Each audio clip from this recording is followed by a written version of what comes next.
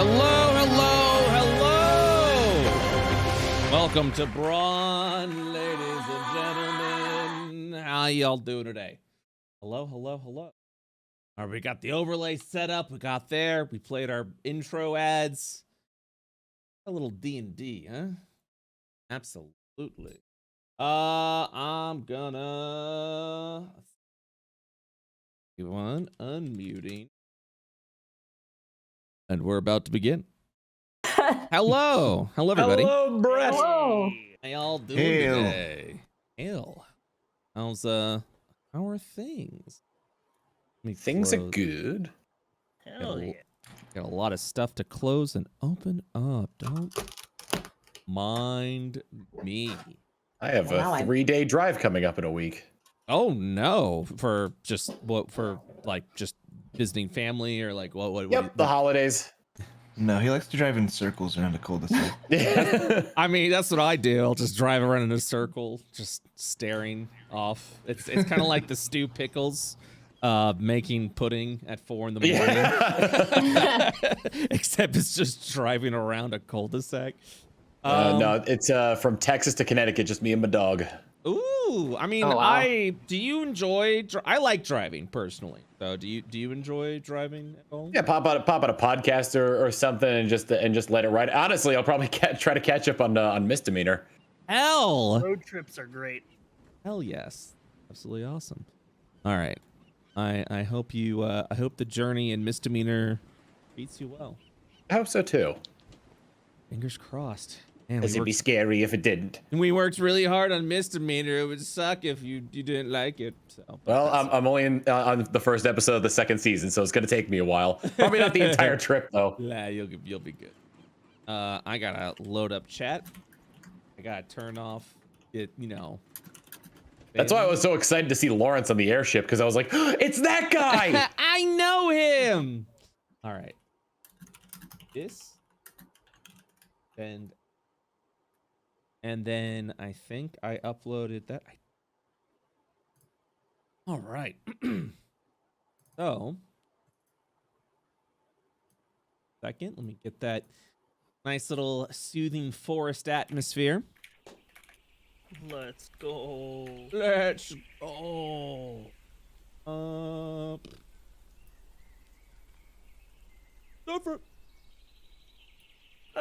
Do you want me to, now that your custom character's done, do you want me to turn that into your token? Sure. Okay. Gorsh. I'm assuming. Also, you're a little quiet, SciFri. Oh, I can increase my volume. Turn the fuck up, dude! Turning this fancy little dial on my there it is. XLR. It's usually the XLR. Turn the volume up. Let me get your token made. I have 2 knobs for the gain and for the volume. Mm-hmm. And I have the gain all the way up, but the volume is the one that fluctuates. Wait, dude, you got a knob for your gain? Yeah. I don't got a knob for my gain. What the fuck? Yeah, I got a knob for my gain and I can do funny things like this. Ah! Oh, I guess I do. That's just my volume, though, so when I keep talking... Yep, there it is. Yep, That's there it the On line. an is. So XLR, There it is. On an XLR, it's your gain. It's Yeah. not just volume. It just says mic on my list. We're not. You got to be careful. Okay, lol, man. Cavemen here. Okay. You do got to be careful though, because you don't want to be talking and all of a sudden.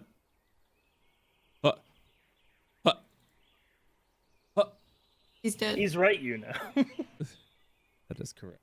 Your token has been updated. Hell yeah. Man, Lyle's a pretty boy. Yeah, shout outs to Fire Scribe. Oh my Did god. some My creepy immaculate uncle. art. Oh, how handsome.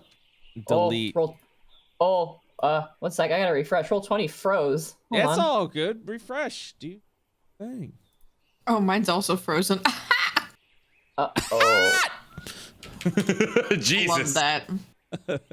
Oh my god. Oh, it doesn't want to refresh. Oh, Oh, God. it doesn't. Oh god. if you're if, no, me and Monty are dying. if you're using VTTES, it's probably because you need to update it, because there has been some wacky updates in Roll20 that broke the VTTES. As I'm seeing here, it looks like mine has also froze. Excellent. Wait, I just refreshed. I think I'm good at least. I think. mine's refreshing. mine's loading extremely slowly, very slowly. Now, Roll20, this is one of my last sessions of the campaign, so I can't be like, whoops, we'll try again next week. We're out of time, and I've got a game to run, so Roll20, kindly ask you to Sweet. fix your shit. Sweet. We're good. Animal handling. I'm petting a dog. Don't worry about it. Boop, boop, boop, boop, boop, boop, boop. I'm alive. Whew. I'm refreshing. I'm petting Abby. Dude, that's my Consider back. Those animals handled. All you see, audience, is a distorted roof, but that's okay. I'm petting the dirt. All right, so I see everyone here, but over here I don't see anyone. Okay, rolling. Okay, now louding. Louding. Loud fast. Loud fast. Oh, I forgot that I was down here. Oopsie. Oopsie poopsie. Man, I forgot that I was being a child and I was not participating in the politics. You were. I'll be right back. Sai, your character art looks like it's straight out of Fire Emblem Heroes. All right. Yeah. And now we will be, and as Monty like sprints outside, it's like, okay. Looks out. We will begin once Monty comes. You guys had requested over in New Haven your forge to be improved on, I believe. Is that correct? An actual place to smith goods and gear. So I don't think my new token has vision. it probably doesn't. You're gonna have to see with your. You're gonna have to see with your ears. I will see with my mind. What if like How about now? Yes. What if you had to choose which way you were facing on a character with an eye patch? There was just like a 50% loss in peripheral vision. That would be pretty awesome. So Monty, you back? Yeah, I'm here. Sorry, Okay. I had to blow out a candle because No, it's all good. Is it- Also, just so you know, your mic is on permanent on, so your eyes are just like you're peering into the eyes. Yeah, he just peered into like everyone, to the guilty sinners, and just there it is. bop bop bop. I am speaking words. I'm gonna turn this down a little bit more. You are Ba speaking. ba ba ba ba ba. You are There you go. speaking words, and I'm very Okay. proud of you for doing that. Thank I you. believe it's called English. I think Whoa. I'm Slow down there. communicating. Appreciate it. Pardon my French. All right. So, if you guys are ready to begin, you have recently arrived over in this new village after exploring through the forest north of New Haven to the small, tiny village of Penkirth. There, you met with apprehensive villagers who see this is like a brand new settlement where people are currently constructing and building and trying to find a brand new life amongst themselves. You gathered there might have been a little bit of religious prosecution, the general understanding that these people came from the kingdom of New Alabaster, which currently has sort of not like a religious intolerance, but essentially worship of idols and gods is illegal. It's strictly prohibited over in New Alabaster, and that is because of its rich history of religious wars. So their solution, now that Alabaster has risen from the rubble and has now returned, is none of that. Nope. Gods don't exist, and so don't worship them because people are pious and evil when it comes to their religious absolution. What? And Bronn's like, No. you son of a bitch. So these people came in the hopes to worship and also to continue to pursue that there are greater powers out there. I mean, the IO isn't spinning just by happenstance, Io's flat. there's something. Yeah, there's something else at work here, essentially. Remember, nothing else is flat, just Io. Just Io, that's correct. And it just so happened as you kind of like came through to the opening, through the forest itself, startling these civilians, these denizens, and with a brief introduction of you all as the faithful, Bronn had a little bit of a moment with the elder of this village, Lozu, who had a sort of like deep necrosis / leprosy of her leg. As she had mentioned, those that worshipped the power of the astral had been unable to heal her ailments, her disease, her wounds. And with great ease, Bronn, who was still attuned to the light, to Div herself, even though Div may have passed on, used that ancient magic. And with a simple lay on hands, the ailment was eradicated off of Lozu, which has brought tears to her eyes. Faith continued to be built within your heart to further prove that there is more out there than just, just the day-to-day. And after that introduction and the roll credit scene of I Am Bronn, we have a crossroads to go ahead and address here for the party. So, as you guys know, this is Warcraft 3, and there's plague in there. So this village, The entire city must be purged. must be purged, as you know. No, I'm kidding. Oh boy. After this impressive miracle that is given, is there anything in particular that you all would be doing? Any sort of motivations, objectives? What would you like to see from this village? Would you like to try and convert them into believers of the faithful, of Div itself? Maybe even bring these people back to New Haven to assist in the construction of New Haven? More people, more believers would also be good for worship, for morale. Would you prefer these people remain here? What are you hoping? Because after this display, this miraculous display, needless to say, a few people of this village are definitely interested in following you wherever you may go. But others are, I'd say a majority of others are primarily on the fence. Not on the fence of like, that's bullshit, but on the fence of like, wow, that was cool. Well, we're going to continue to build our life here. So what are your thoughts? More. Do we need people to work at the Waffle House? Always. Yeah, I mean, so I'm gonna like say that we're not gonna take anybody that they need here. Like, so if they have like one doctor in town and the doctor's like, yo, I'm gonna peace out, then, maybe we don't take him too. Mm-hmm. But it's very open and we're like, yeah, we have plenty of room at New Haven. We want more builders. We want more people for the faithful, for sure. So anyone that would like convert or be interested while Bronn's in town, he'll straight up be like a encyclopedia. Okay. I think we also talked about opening trade while they get their settlement set up, so that New Haven can become like self-sufficient. So Lozu, like without a doubt, no matter what happens here today, will be interested in trade with New Haven, with resources and lumber that they've gathered in the hopes of like opening a bit of a trade route of food and things of that for those that wish to continue to establish and build their life here once they get direction of where this New Haven is located. But if you're going on a Wololo spree, please let me know, and we will determine that with some rolls. Oh, it's Wololo, dude. Okay. Like, my radius is this whole town, and I'm gonna see the percentage of units I convert now. All right. So then I suppose the question is, because Bronn may or may not be able to do it alone.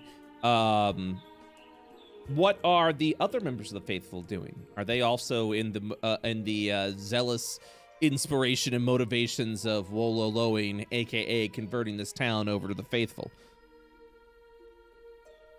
Do you go out into the streets? Which one of you would be interested in going out to the streets for a full-scale conversion?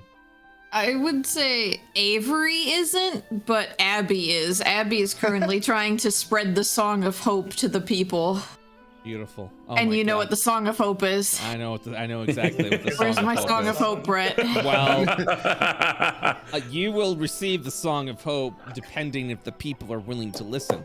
I will follow Bronn around and Abby will be singing the song of hope as she trails behind him. And she will be doing a little dance with her tentacles while Avery has his palm over his face trying to not be associated, but Abby's attached to his back, so he is associated. Gore, what about you when it comes to the conversion of people to a religion? What's Gore's mindset about this? Gore thinks a two-pronged attack of having not only the praise of Div be spread about the city, but also showing how helpful the faithful can be. So he's gonna go around and see what he can help with in terms of like manual labor to help out around the village. Does Gore have an interest in conversion? Not really. Okay, all right, perfect. That's all. But he's gonna be helping the conversion in its own right by seeing the faithful work for them, and saying like, oh, this might be worth looking into. That's all good. That's but that's all he needs to know. Through actions, not words. There you go. Clap. Yeah. Well, exactly. But what I'm saying is like, is there a desire of conversion? And you're telling me there isn't, but you're still doing good. I'm not saying like you're going out doing misguidance because you're not doing that. Exactly. You're fired, Gore. I'm just trying to make money on the side here. No. But yeah, I'm just trying to. There's a lot of calculations. You haven't met your conversion quota. Gore, I should say, Bronn is not expecting anyone to do anything. Like, it's not as part of your job to do this. Exactly. Bronn is just doing this because this is what Bronn does. I'm just crunching some numbers right now. Gore's social skills are in deception and intimidation, things that probably won't help in converting people over in a positive light. Perfect. Lyle, what about you? What's your passion of conversion? Is there one? Yeah, I would say he's definitely on the sort of passion of conversion because he's very much of the mindset that a life without purpose can lead to destruction, and that Div's light can give you the most glorious purpose out there. All right. And then Hierophant, sorry. Hierophant, that's like an elephant. Hierophant. What is your desire of conversion, if there is one? This is a weird question. Are there kids in this village, or is it just adults? There would be kids in this village. I will entertain the kids and tell them a very like simplified version of the story of Div and Bronn and all that, like a digestible one for kids. Do you want them to essentially bask in the religious light of Div and Bronn, or? And this is more asking for your character. Like, is it just? Are you more interested in just being like, here's some cool stuff, decide on your own, or are you like, you know, join the faithful, become part of the faithful, you know? Very much. Here's some stories. Come to your own conclusions for sure. Gotcha. Okay. Yeah. You're not out there saving people. You're not. Go tell your parents about this. Yeah. Okay. Cool. It's more like, hey, you know, here's who we are, and kind of, like, you know, here's who we are, and this is where we're from, and this is who Bronn is, and like, you know, this is sort of the story. He's right over there. You know, like, not obviously not detailed, but like, you know, like, oh, he fought like a bunch of evil things and saved, you know, fought this creature and saved these people, and like, you know, just like, this is who we are, we're safe, and it's just like, you know, if you have any questions, just ask your parents. You can ask me, sort of like. Mm-hmm. Okay. Ask your parents' permission before going on Div. Yeah, before going on Div. And the entire time, by the way, I'm like sitting on the ground. I'm not standing as I usually am. Like, my staff is on the ground, and I'm like sitting cross-legged and just kind of like hanging out with the kids. Peaceful. You're just hanging out. Yeah. You're just bringing joy to the people in your own way. And if any like start climbing on me, I just don't care. It's just part of it. Gotcha. Part cleric, part jungle gym. Yay! Scaling up. part Loxodon as well, according to the pronunciation of your name. Apparently, yeah. All right, give me a moment. I gotta do a thonk. Bronn is Jesus. Turn like, that poop into wine. Turn that poop into wine. While Gore's working, like if anybody like asks him about Div, he'll probably just be very bluntly say like, I have no idea how to talk about Div without like, well, no, that probably wouldn't be great. He'd think about that beforehand. Basically, he doesn't want to come off as like intimidating or deceptive at all. Right. But those are his highest charisma based skills. Yeah. No, right. It's you're coming from a good place, but it's not from a we need more people to join the faithful. Yeah. Okay, so let's see here. Shall we? Bronn, we got Avery. God, I still can't get over this villager art. Sorry, I'm back. No, you're good. Lyle, what is your persuasion? My persuasion is +6. Oh, god damn. Yeah, Avery, I took proficiency in it for a reason. Avery, what's your persuasion? +3. And Bronn, what's your persuasion? +6. You hear me? No, I heard you. I'm thinking. Okay, I was like, oh no. Lawman, you're Jesus. Yeah, I mean, gotta- listen, I took a proficiency in it for a reason too. Listen, we gotta teach you how to turn poop into wine. Okay. Turn that poop into wine. Turn that poop into wine. All right, Bronn. Since you are the leader of the faithful, you'll be making the persuasion check before you roll. Ah! Whatever you roll, this will be a normal ass roll. Okay. No, dude. And you Not will the first roll of the day. And you will add whatever you roll, you will add an additional 9 to. Huh, that's pretty good. Okay. Should there be a? I don't know who in our party does it. Should there be a butt slap here? There will be no butt slap. Okay. There will be no butt No slap butt today. This is an overall check of success. So you just want me to do like /roll 20? Oh no, I mean just do a persuasion, whatever you roll, I'm gonna add 9 to. Okay. Oh man, I don't want to roll bad. You know, Big money, no bad whammies. either. have you ever heard the theory that if you wait time, the difference between rolls is time? So if I wait now, if I roll it with one click now, it'll be a 1, and it's increasing 2. That's true. You know, computers can't produce true randomness based on RNG. It's all pattern of some kind. Oh. Ooh, baby! +9. That's not bad. It's not bad. It's not bad. That's a 27. That's a 27? 27. Yeah. Very good. Okay. This is where the dilemma comes in. You all, with everything that you've been going about and doing, you know, between the general good nature, the absolute work that you are, you essentially all are presented as heroes, stories to tell, and those heroes that you would read in any sort of storybook, any sort of historical records. But essentially, you've motivated and inspired the people here. So after staying here for the day, I would say you would also be given rest and shelter if you did wish to decide to stay over here even further. At the end, would you guys be staying here for the evening just to learn more about these people? That's a good question to ask just in general.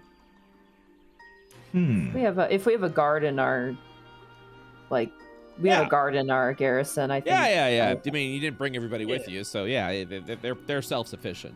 We did show up here at like 6 p.m., so... You did show here during the evening, that is correct. If they're happy to have us, then yes. They're ecstatic to have you. So, the morning will come. You will all have a lovely breakfast provided by fine farmers and artisans and chefs that wish to please their new diplomatic guests. And that is where Lozu will approach at that point. While you all are eating whatever it is you wish to feast upon, Lozu will join you. Plate of food. Not me. In hand. Yeah, exactly. Hierophant is just sitting there, just like... I'm just sitting at the table holding a fork, like just upright. I'm just sitting there the entire time. Eat the fork. Lozu will approach, specifically looking towards Bronn's direction. Is it all right that I join you? Of course. She will pull back a chair wherever if there's one near me. Oh my God! And get a text. A righteous ding. Lozu will sit down over at the table and she looks down over at her food, and with fork in hand, she takes the first bite. Lingers at her plate for a second. Looks forward over to you, Bronn. He simply asks, Bronn, tell me, your settlement of New Haven. I've been getting quite a bit of inquiries, and, well, I wouldn't want to hold anyone back from pursuing their faith. Are you in need of followers, of people to help build this settlement that you desire to continue? But also, are you interested in people who wish to follow you in the faith? We, I must admit, came here to seek answers for our religious beliefs, and a lot of us believe we may have found it.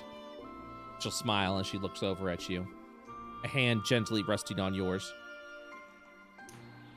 Bronn basically never smiles, but in this instance, he cracks a small one and is genuinely like warmed at the heart and like, you know, happy to see somebody interested in this. And he'll be like,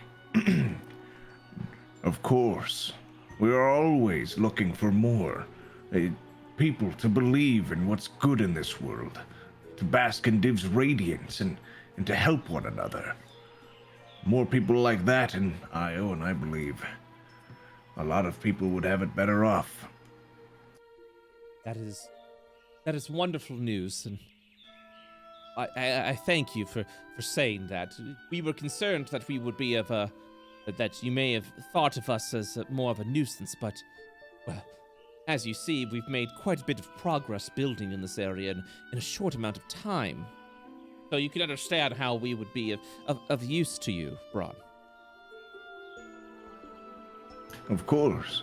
This is a fine town, and your people should be proud. He looks down a bit and says, I wish it were all but good news. Well, a lot of us, most of us, truly believe that you can give us a better understanding when it comes to the Dietic faith. That there is something beyond this world, of a greater, higher power, one that has created this magnificent planet and nature for all of us. But there are some that are, while they admired you, feel there's still more to do when it comes to the dwelling and research and knowledge of finding something else. I believe these people are hesitant. The issue is, though, the majority of us want to go with you. We wish to go with you. But for those that wish to stay behind, well, they are skeptical, but also fearful that if a majority of the village leaves here at this settlement, they wouldn't be able to necessarily take care of themselves the way a community would. And I want to help these people. I really do, Bronn. I feel that we would be better off serving you and your faithful, going with you and building a new settlement, making this New Haven something remarkable and wonderful, a religious sanctuary of sorts. Would you be able to help these people, these skeptics? I'm sure if you talked to them a little bit more, they'd be persuaded that following you would be the right call of action. Yes, I could talk to them, but if they do not desire to leave their town and join us, it is not our place to say they should. However, I want them to know Div's light as much as anyone else, so I will speak with them. But if a conclusion cannot be reached, then perhaps there's another solution, one that works better for everyone. What did you have in mind?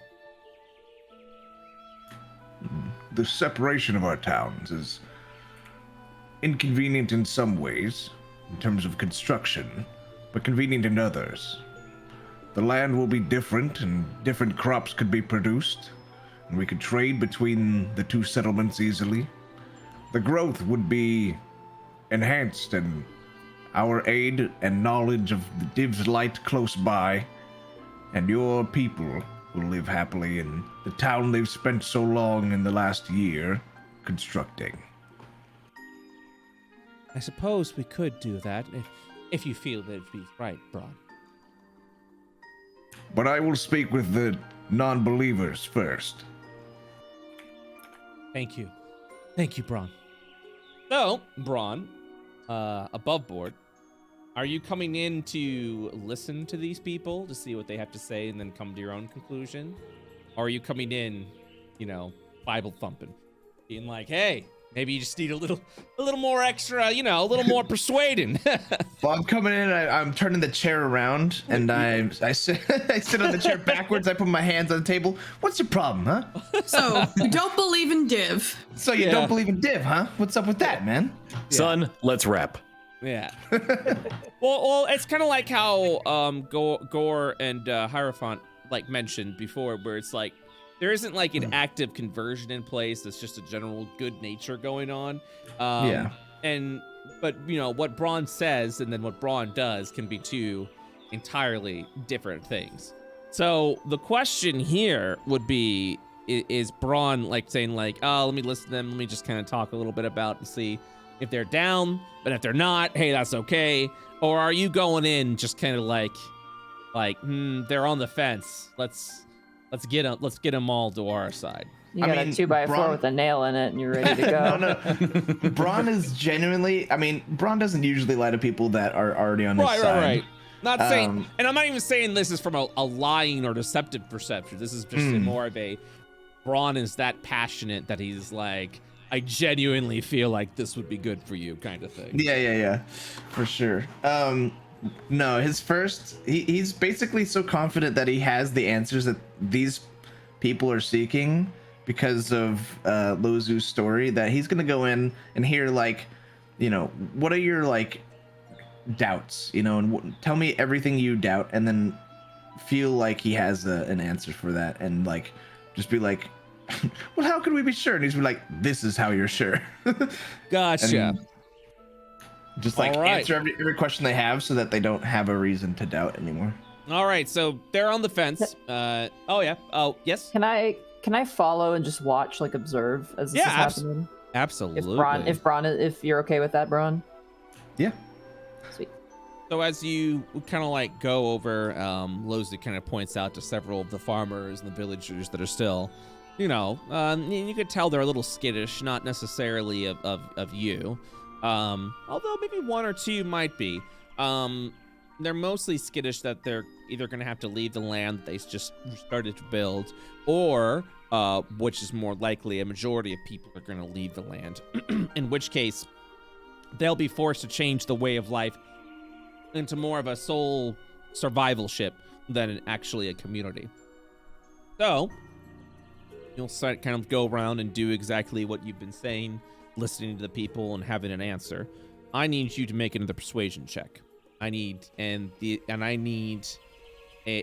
a DC 15 for this successful wraparound.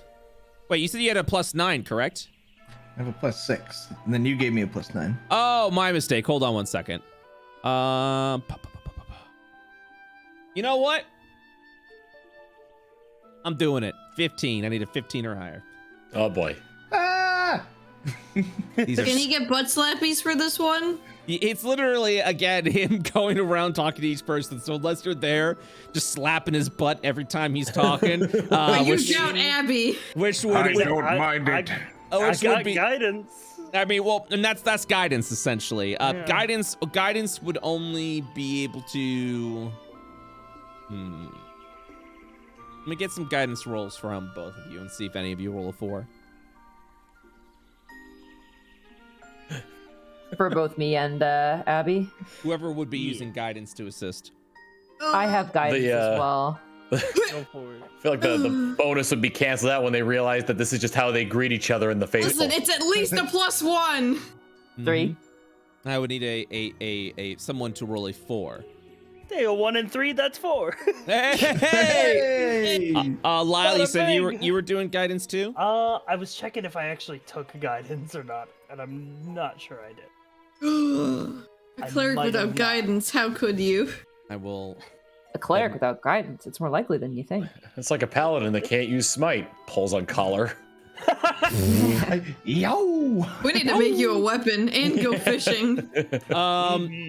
So, if those are the only guidances that are within the party, the 15 DC will remain. All right. Man, I'm gonna close my eyes for this roll.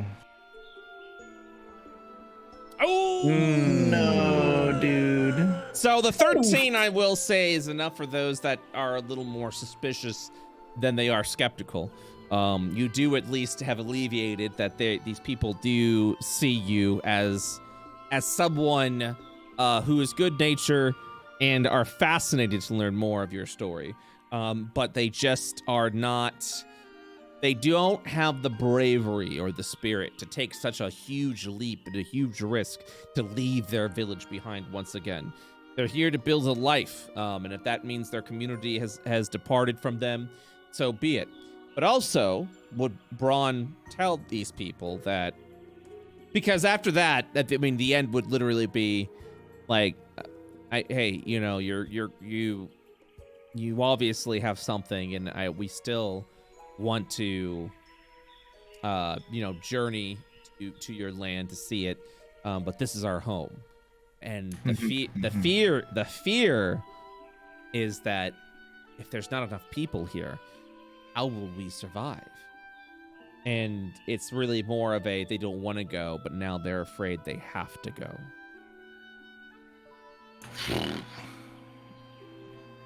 I would ask a few of them if there's anyone else they know in Alabaster, where they came from, that would be able to join them here. Anyone that you ask about Alabaster, they immediately shudder and say, if we return back to Alabaster, we'll be persecuted. Oof, Not them return. Yeah, more like their family and whoever else could come out of Alabaster. Yeah, and more come people here. making that exodus. Yeah. Well, so okay, now you're asking the right questions. I was gonna ask about that too. Yeah, those are some good fucking questions. Yeah. The villagers that were skeptical before, and now that you mentioned about Alabaster, they go for me. I'm almost certain there are people that aspire for religious belief. There's something spiritual about it. The power of meditation and prayer. It's yes, of course, to scholars and people that may look at this as sort of a not necessarily a positive influence. There's something in here, they'll place their hand on their chest, that is fulfilling, that lets me get up and enjoy the sunlight, that allows me to push and work.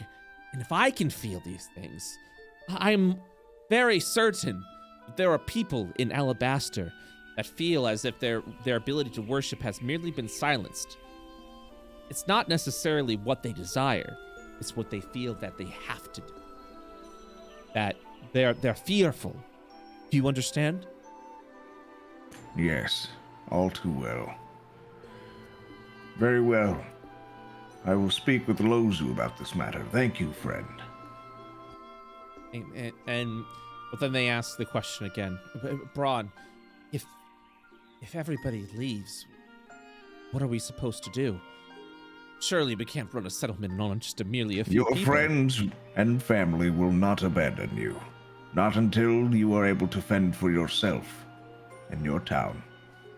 They'll look over at you and they'll say, do you mean that? So you're saying you're not going to take everyone to ensure the survival of our settlement?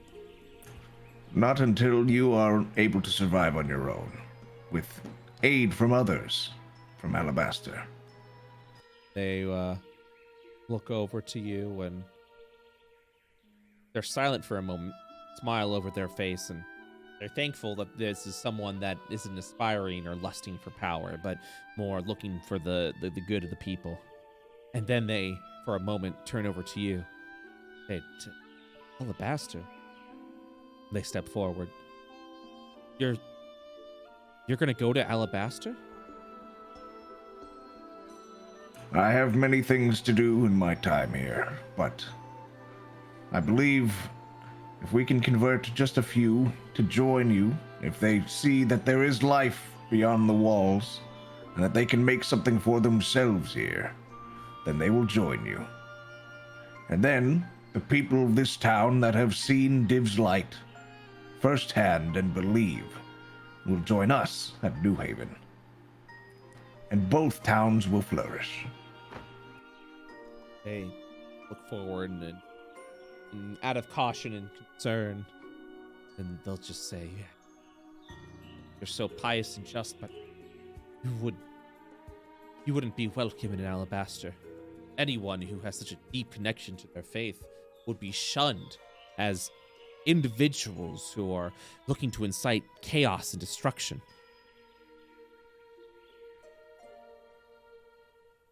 Yeah, I'll scratch my beard at that one. No, don't think it's time for a full crusade yet. Would they kill a kid? Looks at watch, Undercover agent. looks at clock, sees crusade on all the hour signs. I like to imagine it's like a little like shitty checklist, and it's got like all of our stuff written down, and it's like kill void dragon, and then alabaster, and then question mark, and then prophet. Or crusade at the end. Oh, look at that! It's crusade o'clock. Good heavens, look at the time. Yeah, so above board, I'm not sure that we'll have time in our amount of sessions to Right. launch a dragon in the south. Yeah. and go to Alabaster in the Right. north and I was move thinking the about populations. like sending messages to Alabaster if they Man, like, knew honestly, and I don't want to overstep, if this was like one of like the earlier campaigns, boy, there'd be some fucking religious crusading all around. I feel like. You're like, and then Northern Kathos has been converted into a. I mean, if I still had a fucking army. A crusade, I'm on it. just zooming right there. All right, that's these are obviously things that will be discussed between phase 2 and phase 3, because there's already That's what I figure. Yeah, well, there's already a few things in motion in the background that you are unaware of. That may influence what you guys do in the future between phase 2 and phase 3. AKA points at Summer's other character who is now incubating. So, yes. Definitely something to discuss later. But needless to say, you've given these people hope and comfort in that they can stay here and still build their lives, and they aren't wrong for wanting to stay here. They're not selfish for wanting to stay here. But more importantly, even though they decide to stay within this settlement, you are providing them some comfort and maybe a slight assurance that you may be able to convert more people of Alabaster over here so that they can build that their society, their community will still live on, even as people depart from here to move to New Haven. So we're pumping the brakes on everyone that's trying to move from here to New Haven right now, and stay here. Yeah, you're allowing some people to go that can check that out. Some of the more devout and faithful. The people who are like, I gotta get out of here. Gotta go.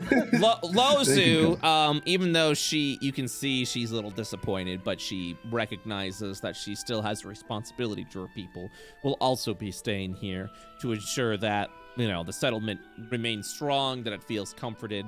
But there is definitely a great excitement in pilgrimages over to New Haven, the south, once your temple will be finalized and finished. So that I know there might be an interest. All right. Is there anything else you would like to do or say or roleplay before you guys depart here from this village? And we will then do another 2 weeks skip.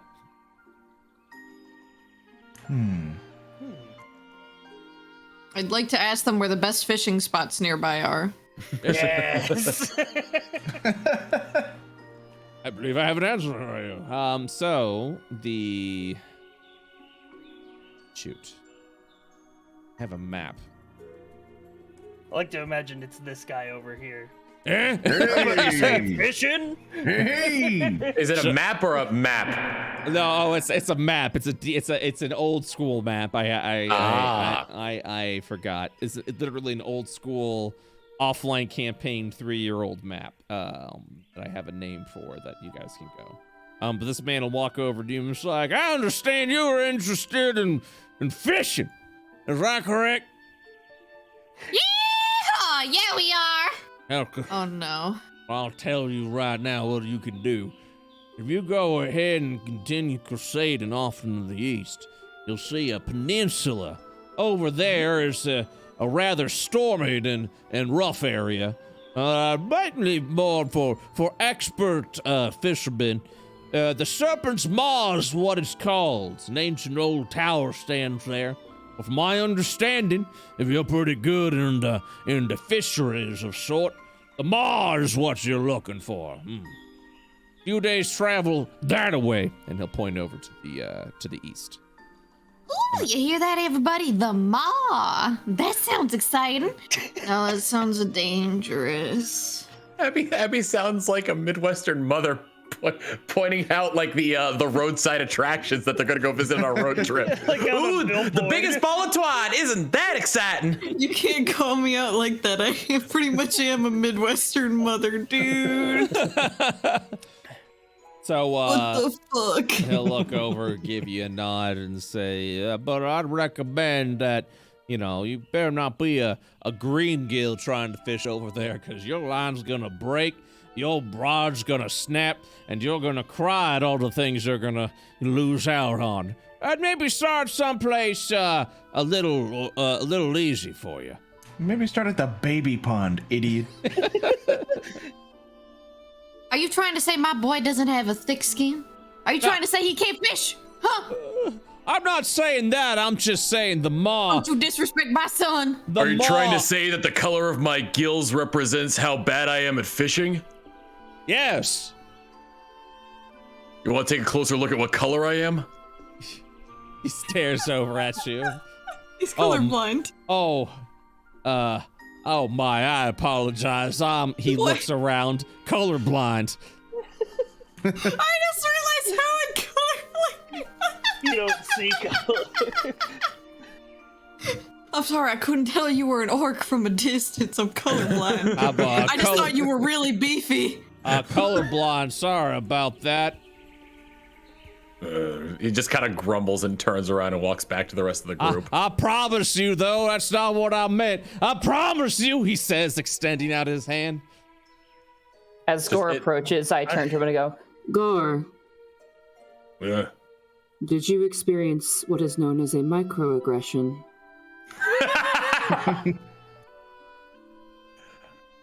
Hierophant, I believe I just have. Interesting. and I just look forward. Imagine telling a flying jellyfish that she can't fish. It's my dream to fish up my own kind one day. But microaggressions all around for this particular villager, I suppose. All right, we get the hell out of here. We should make a note to bring extra rods to the Maw. dozens upon dozens of yeah, that. Oh my god. All right. So, with that, Or a rod mender. yes. 2 weeks have passed. Ooh. A couple of things that we must review at this time. Yeah, 2 weeks have passed. Gora's still grumbling about that villager. Like, he really let it get to him. Yes, I can't believe I got microaggressioned so hard. I just like thinking of the logistics now of like colorblind people in the D&D universe, like because with orcs, goblins, tieflings, all that, it's like, oh no. Look. First of all, no one rolled insight. That man might have been lying. It's shitting his pants. You didn't know no one checked to see if that man But was what lying. if what if the people that are colorblind though? Yeah. It's just I don't know. Gore didn't bother because he didn't want to cause a scene and make the faithful look bad. Bronn. That's me. You are floating in a void by yourself. Help me. Oh God.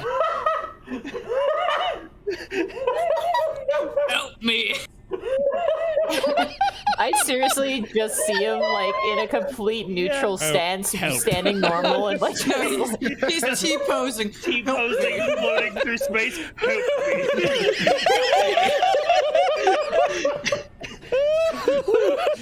Shit, that'd be amazing. Holy shit. Oh my god. Help. No helpers. No help. Nopers. Just reverberates through the cosmos. No help. No help. Oh my god. Zero concern in his voice, just the same tone he always has. Help me. Holy shit. Bronn, you awaken from experiencing something you haven't experienced in quite some time. You feel as if this area that you are currently in, within your slumber, within your dream, is a place that you had visited once a long time ago. Then you realize that you've actually visited this place several times while you sleep, and then simply forget of it. It is a realm of light, of warmth. But one thing you recognize within this strange veil of power, and what's familiar to you of this place, it's the exact same feeling you experienced. You are baptized within the well of radiance, the well of Div from over 500 years ago, when you actually saw Div visibly for the first time, and when Div made you their chosen one. Feel that familiar light again within you.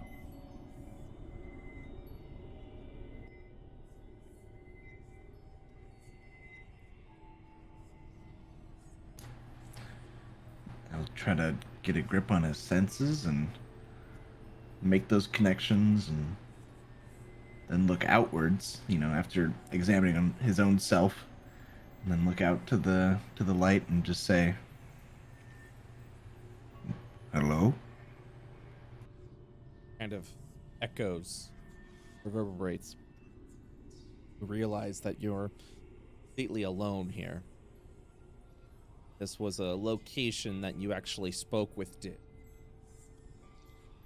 Resolution was very stalwart. It was very hardened, where you realized that you were chosen by Div to liberate mortality, the mankind from void and from themselves. Great warmth in this place, and yet you feel completely and utterly.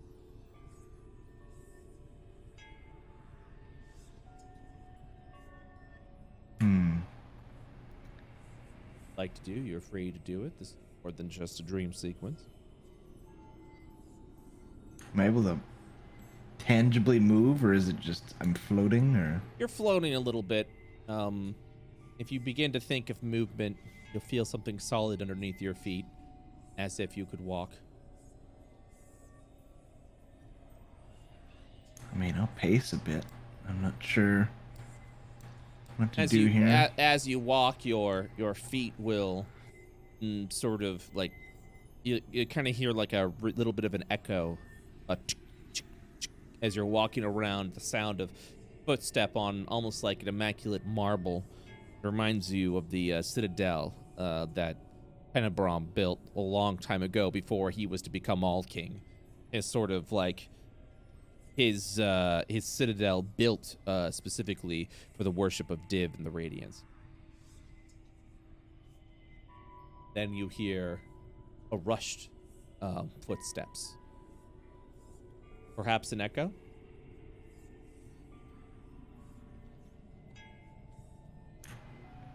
Are you trying to tell me something? No. Well, yeah.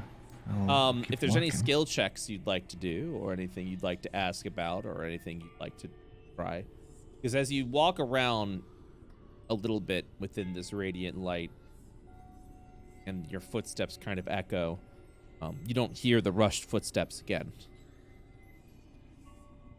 As you speak to the emptiness, it doesn't respond back. Could I tell anything about the direction of the rushed footsteps, or you can make? just all around me? I will let you decide if you'd like to make a perception or an investigation check. I will perceive. Mmm. Pretty good. As you listen out to the radiant light, the footsteps that were rushed over, it's at that point, as you hone in your skills and focus, that sound was not an echo of your footstep, but the movement of another. You are not alone. More importantly, the footsteps themselves sounded light and rushed compared to your heavy footsteps. Perhaps someone younger, maybe even meeker, is here.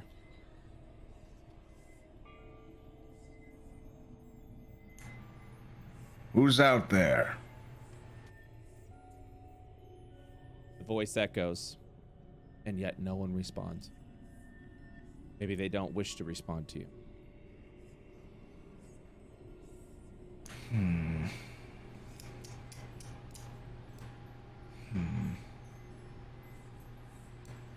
I don't know what to do.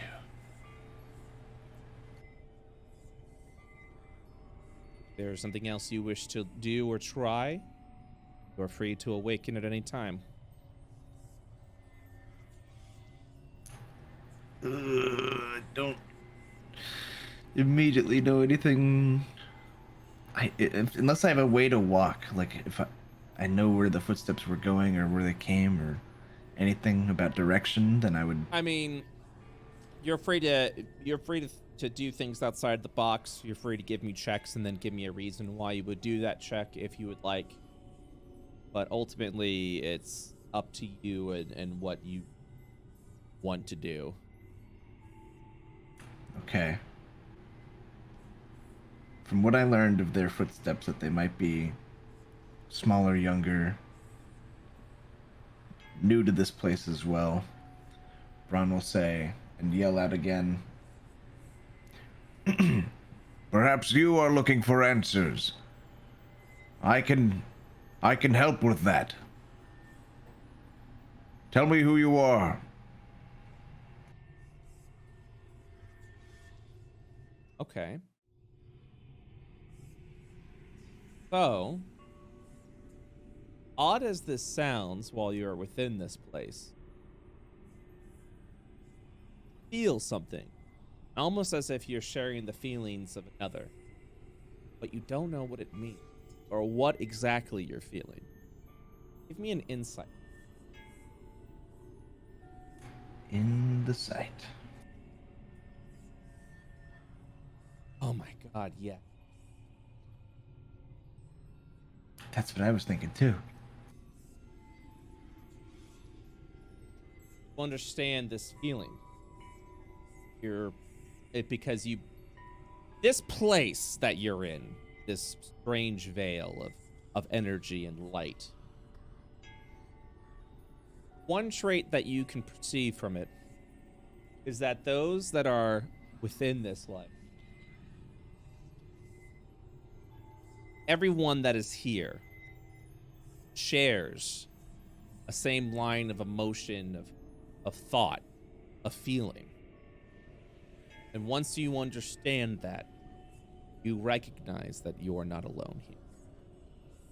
Begin to feel that emotion that swells within. And it is emotion of worry and fear. But it is not of this place. It is of you. Huh.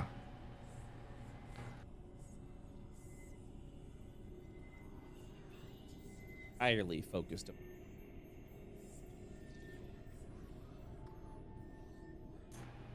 I mean you no harm.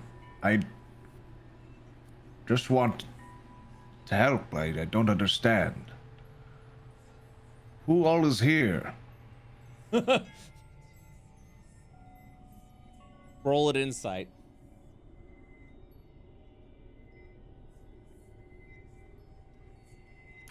I can't see. I'm blind. 1 second.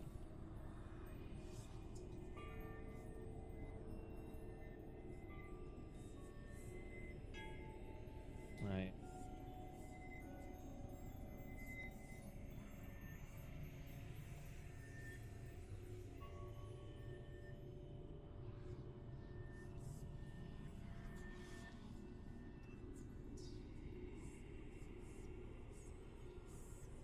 Feel something else.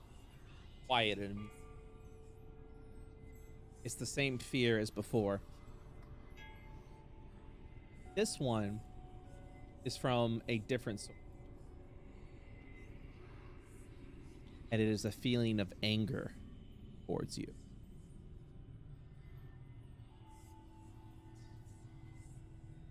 You are not welcome here.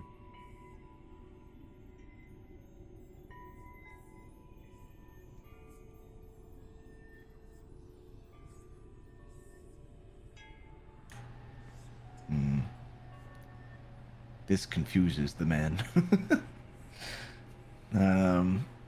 Place of warmth and a place that was a source of your power at one point, at once upon a time, and now whoever is here, whether it is one person or multiple, they are fearful of you, but also at least one of them is angry towards you.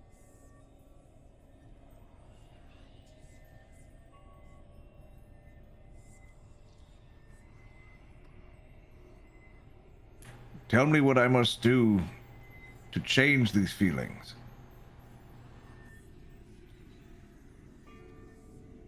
And with that question, at that point, you will feel yourself losing grip of this place. But you do feel that maybe one more time in the future, you may be able to feel something or to return back here. But nothing else is given to you, as you then naturally awaken in your bed. That is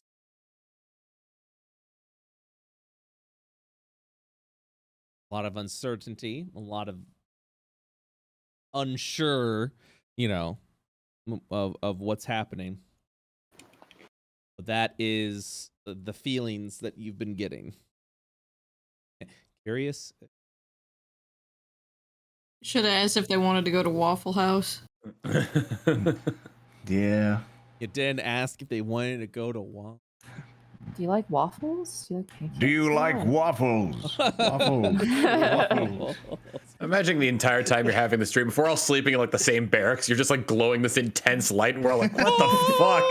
Just turn it off, man. It's like a cell phone going off in the middle of the night. You're just blinded instantly.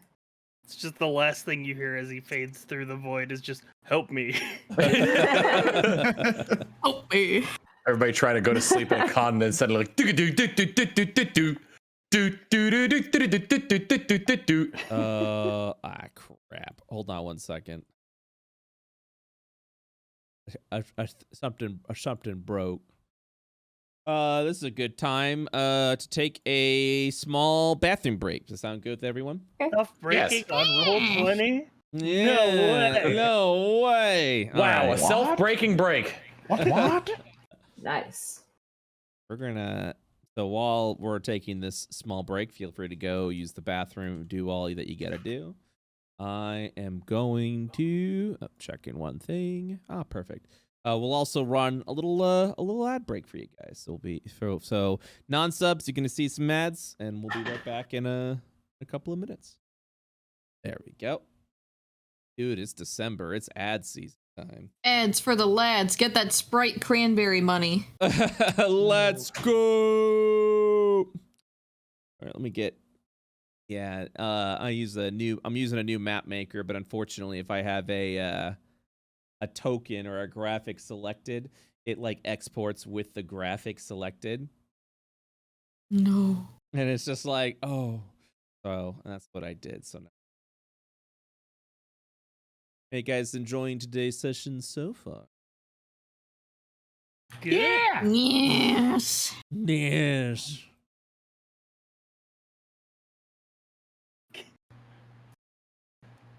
Can't wait to go fishing. Can't wait to go I want to fishing. fish. I want to fish so bad. Ding We my gotta get- hunting level, hopefully. We gotta get our lad his freaking punch hands. I thought that's what we were gonna We go gotta- fishing we for, was gotta to get craft him the some punch. material. Well, you Is guys. that the plan?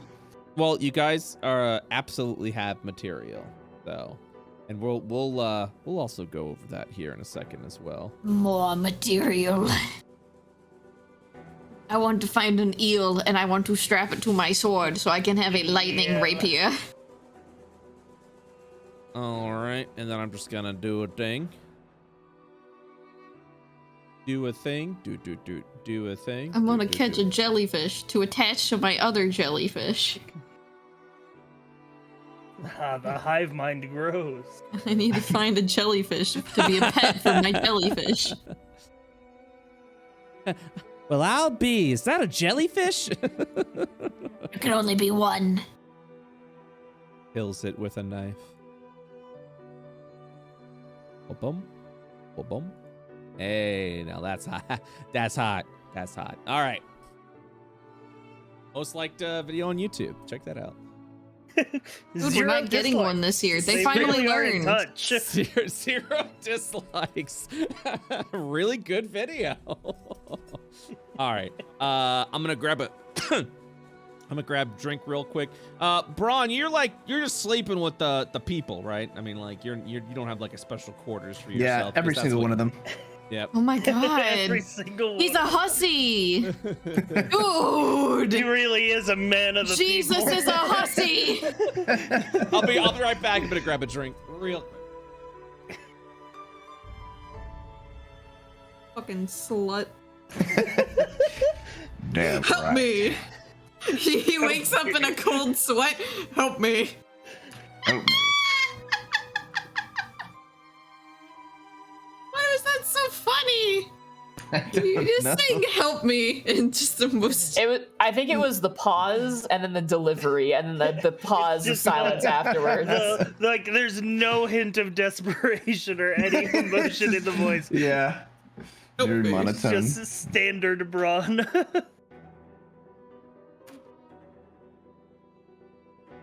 I need assistance. I can't attack that target. I'm under attack. Not enough rage. I'm Need dummy thick more in the clap mana. of my ass cheeks. More gold is required. I want to hear that in Bronn's voice. Is the "I'm too dummy thick and the clap of my ass cheeks will alert the guard." I'm trying to convert, but the sound of my ass cheeks keeps alerting the non-believers. It's ruining the crusade.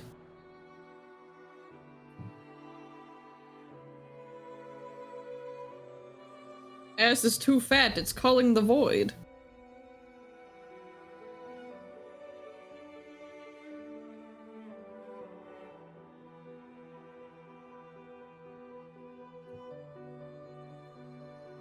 We never did find a chicken, did we? No, we didn't. Not a single one. Sure did. Not a single chicken. Wait, we should have Well, asked if Pat's the village had a chicken. Like the village Oh, we discovered true. had a chicken. And see if they have some chickens they'd be willing to spare so we can start breeding some. I got that the deer and the bear to cook up. That'll be good for buffs. I want the chicken of the sea. Ah, yes, fish. The chicken of the sea. No, it's tuna. Tuna's the chicken of the Hello. sea. All right, I Hello. did it. I did it. Hello. I'm back. What are you guys talking about? Salmon and I'm talking about how chicken. tuna are the chicken of the sea. Yes. yes. There's not gonna be any tuna in like a like a I mean creek. that is. I You know what? there's not. You know what? You know what? That was back in the day when tuna felt plentiful, and it doesn't seem to be that way now. You fish them up in the can now. Please. Just like sardines. You pull up the can from the water. All right. So, 2 weeks have passed since your conversion over at Penkirth Village. Half of the village has followed you back to New Haven to assist you in the construction and building, including building some houses for themselves over in the area as they continue to work and farm over in New Haven. The houses are that of a blue roof. Why I asked you guys in chat, give me a color. Oh. It's the color of the roofs because this is your village that you're building. I think that we all thought that we were supposed to pick a different color at first. yeah. That's what it seemed like. But then when I came around to it, I was like, everyone kind of already has one. I liked blue. Blue. Yeah. So, yeah. I did when I posted it. Hey, think that look. we were all picking a different one, but blue's my favorite color, so you know. I was laughing to myself. I was like, Bronn gets shit brown. And it's like, wait, he picked blue. Wait, I didn't know he could do that. You could do that. He could do that. I didn't. Five colors, five of us. That's kind of how I saw it as well, which is why I picked black. Yeah, no, it's all good. I didn't want to specify at all. Oh, sorry about that. my new His token doppelganger. needs to see. My apologies. I forgot to give you the new token. All right, there you go. Because we're still over in the New Haven stuff. Okay. I also So- have no vision. Oh yeah, that's because you dragged this token in. Yeah. You dragged a token that doesn't have vision because we literally just built your token. We literally just set it up today. just now. Give me a second. I'm gonna go ahead and move your token over.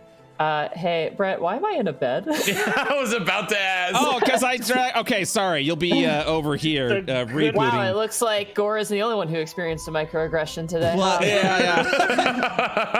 There's an electric socket over here that you plugged yourself Oh, into. whoa, I see. wow. Yeah, that's a major aggression right there. How dare you? It's a macroaggression. That's a macro aggression. Yeah, right. I don't know if you go into standby mode or what, but I imagine if you're right next to the door, like somebody has like thrown a hat or a coat over you. I like to imagine while sleeping, like someone rolls over, sees me, goes, ah, and then throws a blanket over me, like like a creepy doll you have in your bedroom, just, like, spinning around. Oh, No, right. It's just you. So you guys have awakened. You're free to walk around and explore. Imagine- I'm sorry, if someone woke up in the middle of the night and was like, oh god, it's just you. You have breathed 136 times consistently while sleeping. You may have some mild upper congestion. We'll brew some tea for that in the morning. You awoke several times in your sleep. You might have sleep apnea. Yeah, Hierophant's one of those sleep tracking apps. There we go. All right, Gore, you hop out of bed. I'm assuming as you all do. Wow. Abby takes a gasp of breath because she doesn't breathe during the night because Avery sleeps on his back.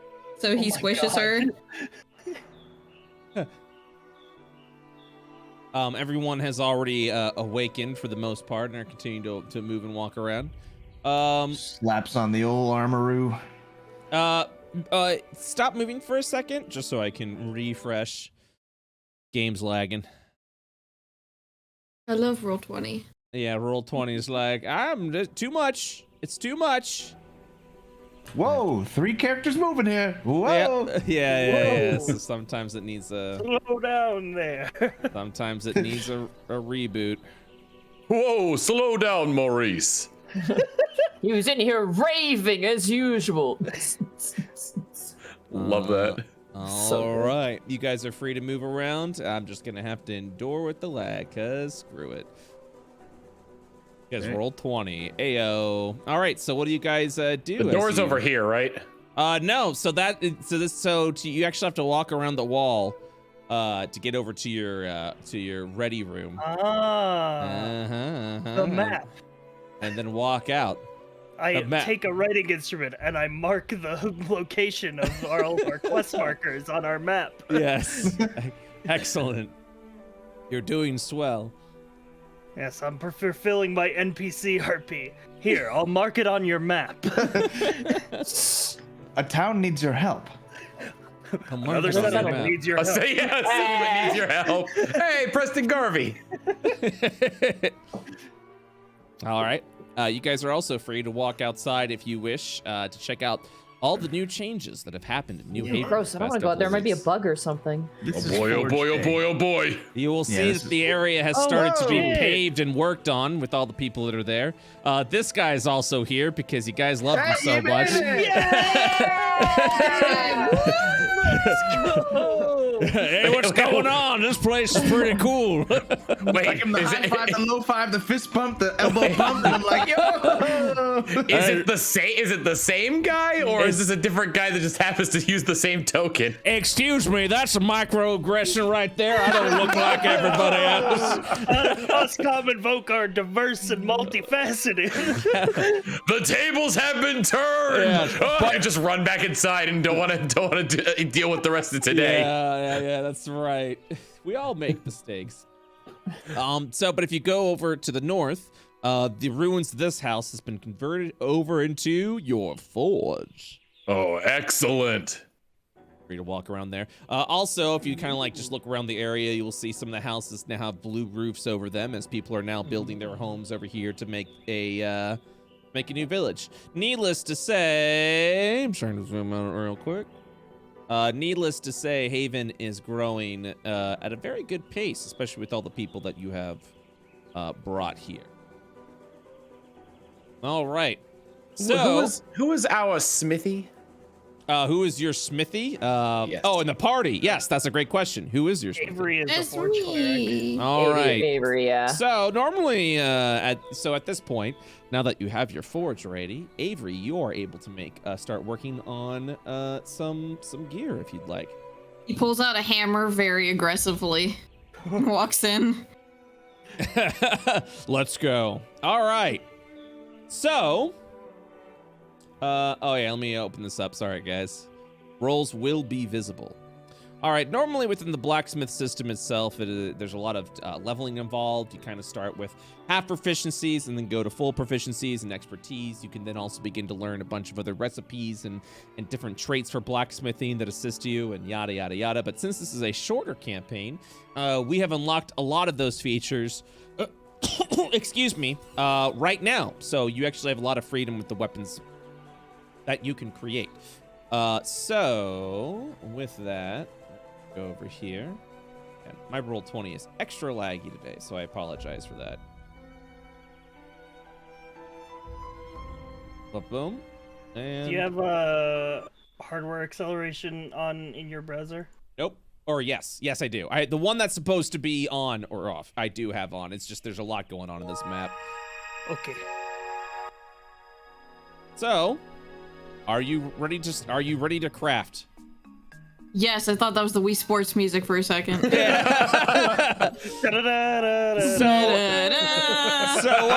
Nice. So what's really cool with the forge that you've worked on, it will actually provide you with a bonus to the things that you are going to make. But also, because of your recent conversion of the village, you have a bunch of chunks of ore, 10 iron ore to be specific, which means you can use that iron ore to create a piece of weapon or a piece of armor per ore. So you can literally build 10 different things. If you fail in the crafting, it does destroy the material in the progress. We will also go into like enhancing because you did find a piece of magical secondary material, but we will go into that a bit later. Let's go ahead and stretch our legs. So Avery, would you like to start with weaponsmithing first or armor smithing? What are you interested in making? A weapon or a piece of armor? I would recommend a weapon because it's more involved than the armor. Okay, before I start working on the weapon, I'm gonna do the weapon. I go over to Bronn and I hand him the void shard and I say, "Do your magic, old man." And then I walk in. All right. He seems to be very passionate about what he's about to do. That's right. For the first time, he's excited about something for the first time. You're a forge kid. I've never seen you so excited. So I have recently updated the way the cards look. So chat has never seen this before, and I showed you a preview of what these cards look earlier. Blacksmithing has been a lot more simplified, and so has the cards information. So I'm very excited to show off the new cards that I built. Big reveal. Yeah. Give me the cards. So instead of these, crazy involved graphics, I went ahead and built these cards completely from scratch, as well as simplified the blacksmithing system a little bit. So before, there was a lot of like levels and stuff and a lot of different rolls you had to make. Now you only put together and make one roll. So you have to, of course, determine what type of weapon, what kind of damage the weapon does, how much damage the weapon does. You'll also notice that certain damage increases change the weapon into a martial weapon. So simple weapons have a limited damage. Martial weapons can do an increased amount of damage. And then you can add as many properties over here as you would like. I've also went ahead and included all of the newer traits that you can usually learn when you're leveling blacksmithing because of excuse me, sorry, I'm trying to clear my throat. That you normally would learn because, like I said, this is a shorter sort of like a shorter campaign. You have a lot more information and options that you can choose. Also, if you look down over here, these are some of the more advanced traits, not the ranged, obviously, but the Masterwork. So Masterwork Weapons are essentially adding a +1 to hit as well as +1 to damage. This is where you get one of your +1 bonuses to your weapon to make it into a +1 weapon. To build a +3 weapon or armor in this game, you kind of have to work with a group of professions. For blacksmithing, you have to actually know how to make a +1 weapon. Just period. You have to get it's sort of like an enchantment stone or that you then add to make it a +2. You need someone who actually can handle enchanting, like a mage rite, to enchant the weapon to increase it further to a +3. And if you actually become masters at a master, I haven't decided enchanter or at a master blacksmith, probably enchanter, you can actually learn the artifact trait, which is the way that you can build your weapon or armor into a +4, which normally is, but it right there is exceedingly difficult to do, but the option is there later. You will also notice I have a card over here called Faithful Project. Because you've successfully converted over the village to the north, I have given you a one-time use card on a project that you'd like to do that will subtract the DC by 4. Look at this as like your miracle / faith that you have built and earned. But you can only use it at one project. The numbers in the upper right corner is the DC additions. So after you select all the traits that you would like to go ahead and use, or excuse me, all the weapon properties that you'd like to use, the damage that it deals, and all that, we add all the numbers together, and that's the blacksmith DC that you have to meet or beat to succeed, essentially. Every weapon that you build takes a minimum of 4 hours. Every property you add adds an additional 2 hours to the duration. And also, you will notice I have improved forge here. It has a -2. This is always added to all your projects while you're working on this forge. Because you spent the time to actually improve that, your DC will actually be subtracted by 2 of any project that you work here. The DC is permanently reduced by 2 to build. So that's Holy shit, we can make an Omega weapon with a -6. Mm-hmm.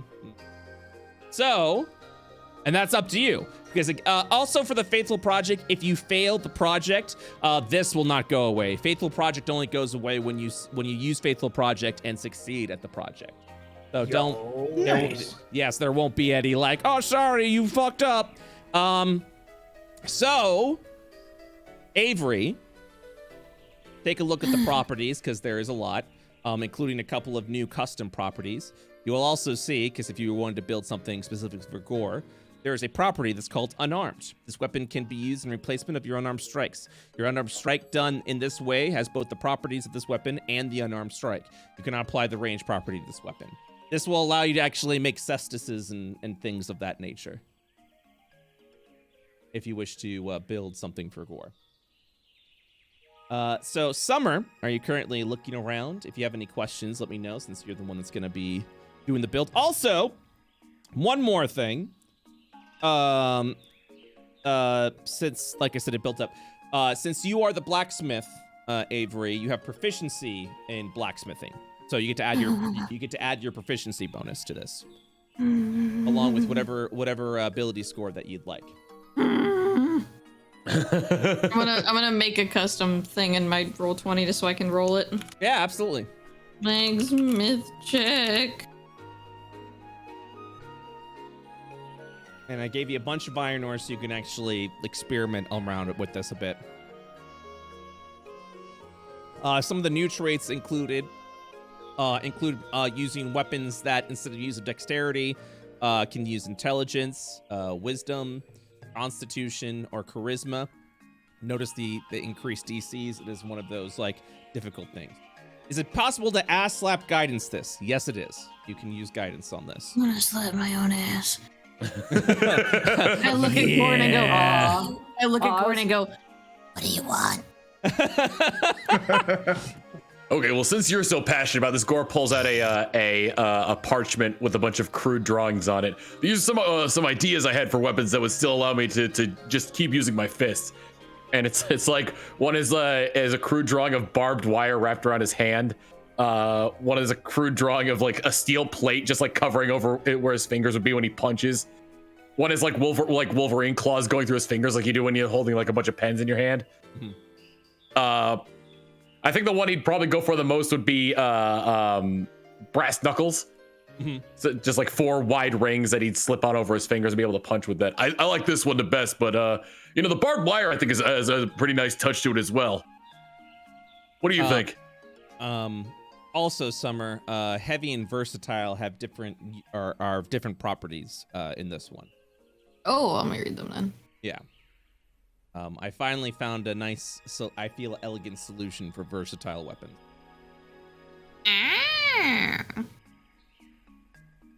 And heavy's also a lot of fun too, if you want to go ahead and go. Heavy punches sound wrist awesome. damage. Engineered is also a favorite of mine. It allows you to essentially transform weapons from martial to simple, or simple to anyone can use it. But also, if you really just want to be a piece of shit, you can increase its difficulty as well. So you could just make an asshole weapon. If you scale a martial weapon up to be further difficult to use, no one can add their proficiency bonus. Effectively, no one can be proficient in the weapon that you create.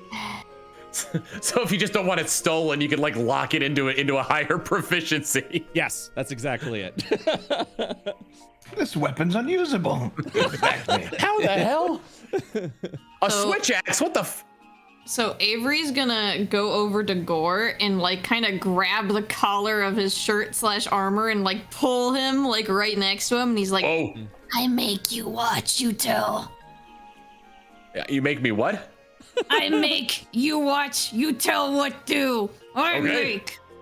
Okay. And Gore's hands are up in the air at this point. He has no idea. He has never seen Avery like this. It's just whoa, okay, I'll let you do what you do, buddy.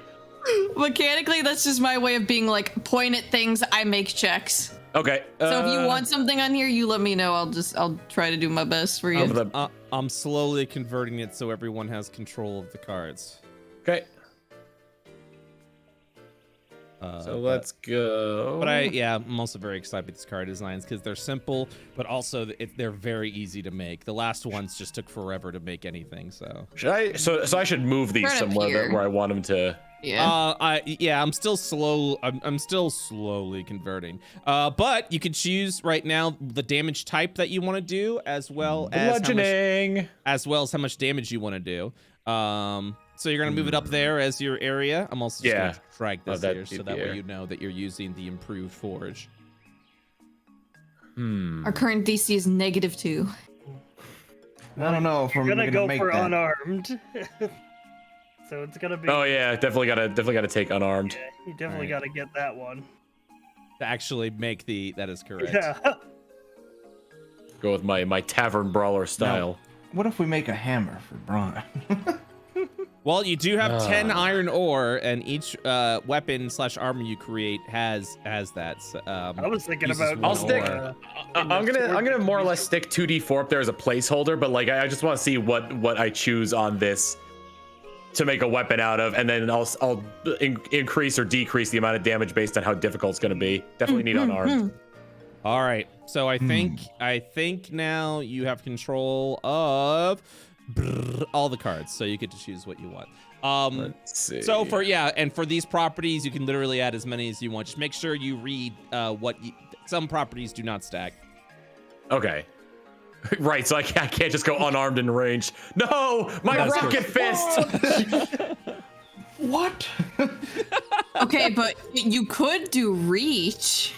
I could also do two hands. Far punch. You could do the far punch. So I can do two-handed. I've also added a lanced property. So if you do go for reach, you can reduce the reach cost by making it so that you can only attack things within 10 feet, but you get disadvantage if you attack within 5 feet. Good lord, I'd be getting hit all over the place just from attackers of opportunity alone. Yep. So, right now our DC's at 14, which would be 8 if we use Faithful Project. It's at 12 currently because of Improved Forge. Oh yeah, 12. So it'll be 8 if we use Faithful Project. I recommend looking at heavy, maybe, if you want that. Yeah, heavy would probably be good.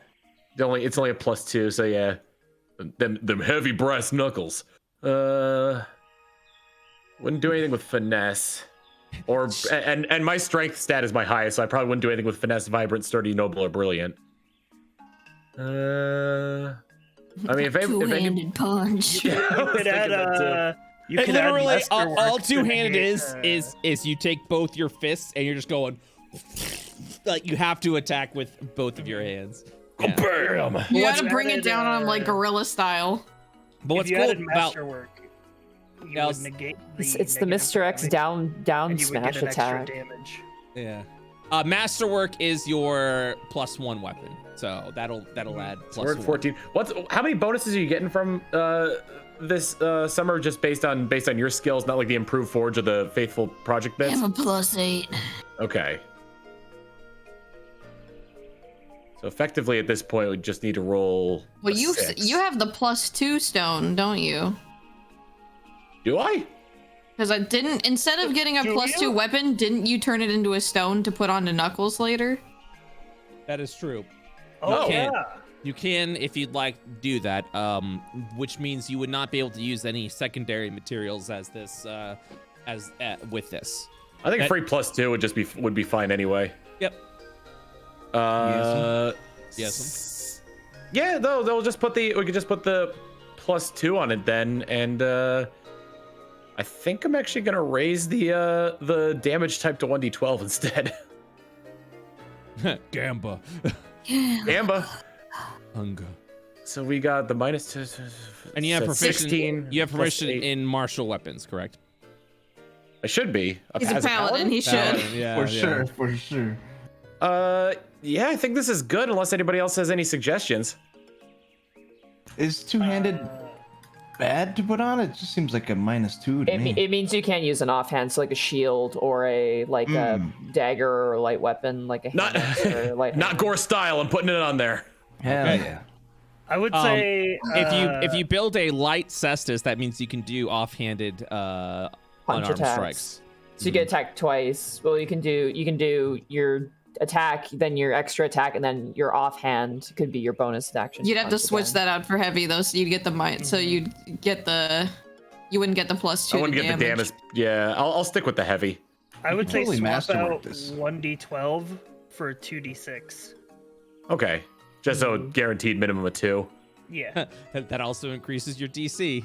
Gamba, gamba, gamba. Well, and also throw Faithful Project on this. Do we want to throw Faithful Project, or we want to save it for somebody else who's who's like would need like a better weapon upgrade than what I got? So You're, like, the only who one used their getting plus 2? something amazing. We don't. The rest of us got our +2s. So Yeah, we got our +2s. And +2 is going on this anyway, right? Yes, I'd rather succeed this because we're putting your +2 on this. So. Okay, yeah, we'll throw Faithful Project on there as well. So or throw Masterwork on there. What the heck? We can't throw Masterwork on there because we're doing the +2 thing. Oh, I see. Yeah. So that's -8, so that's 18. That's a DC 10 to get. What? 18, Yeah. 20. 12. Oh shit, yeah. 8. Yeah. Oh, sorry. Oh, yeah, I was like, that's impossible. Then I was like, oh yeah, you're adding so much shit right now. Oh, there's 20. I didn't. I'm adding Yeah, more. So it's 12. 20 minus 8, so it's 12. Yeah. All right, 12. yeah. That's a good Not one. bad. Gamba, let's do it. Do I roll now? Yeah. Is there any way with my own smith skills I can assist? I can't remember if that was something I could Well, assist with. you're a mage, right? You're using your tools for magic weapons. Right. and blacksmith. Using- Gotcha. Disregard, sorry. Nah, I guess two-handed is fine. I was gonna say, should I take two-handed off there? There's really no like two-handed advantage is great, with heavy. There's no advantage or benefit to me taking two-handed off of there. Well, other than it's -2 to the roll. I think you should. The real thing that two-handed applies is, are you going to use a shield or not? I'm Yeah, not. are you- No, yeah, Yeah, Gory, so Gory then using a it's shield. just a -2 to the roll then. So yeah, it's fine. Okay. So yeah, I'm good with this. Let's get them skill checks going. Okay. I'm gonna sort my own ass. 18, 20, 18, 14. Yep, 12. I slapped my own butt. Wow. I don't need it. It's done.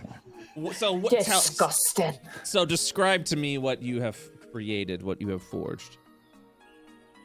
I think Avery would want to go with like a super holy, like shiny, silvery, bright, kind of brass knuckles with like a little bit of a brass tarnish to it.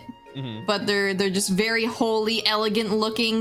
If it looks like it could be the same material as like a newly polished wedding ring. Because he's just like, I'm gonna polish this, it's gonna be shiny, it's gonna look holy and divine. And then it's kind of like one of those things where the anime moment, when it's done, it's so bright that it's like shining really bright off the fire from the forge, and it's like blinding. And he hands it over, and he kneels, and he's like, "Here's your masterpiece."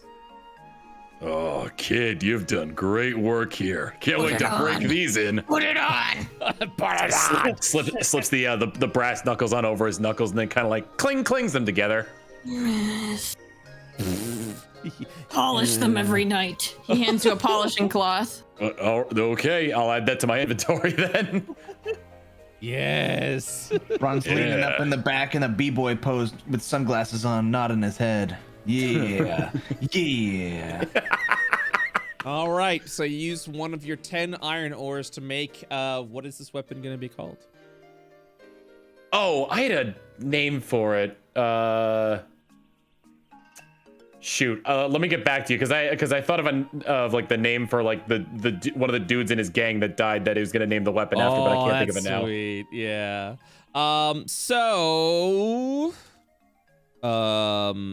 Summer, can you copy and paste all the stats in the Discord chat so we can make Yes, I can do that. Let me screenshot it, and then I will. I'll write it down. Excellent. Nicely done. So you have currently 10.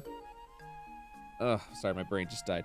You currently have 9 ore left. If you'd like to go ahead and create another weapon. Needless to say, you do have the ability at this point to make +3 weapons currently. Because of the magic material that you've been finding, the blacksmith that can add a +1, and also your mage right has a magic enchant that can be slapped onto weapons and armor upon successful creation of the magic shards. I'm also awarding you all with 5 magic shards. So this is a material typically used for mage right enchantments. Whenever you're making weapon and armor, there's like a certain number of slots that you can use to like make your perfect weapon and armor. You have the base material itself, in which case it's just going to be an iron ore.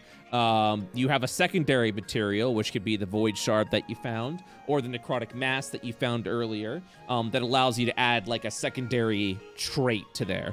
And then you have your mage right, which can slap an enchantment, and those enchantments could be usually anything from like, oh, it deals 1d6 extra fire damage, or it's an additional +1, but you have like 1 limited enchant slot with that. So with the combination of that, you can essentially create your perfect weapon or armor that's unique to you.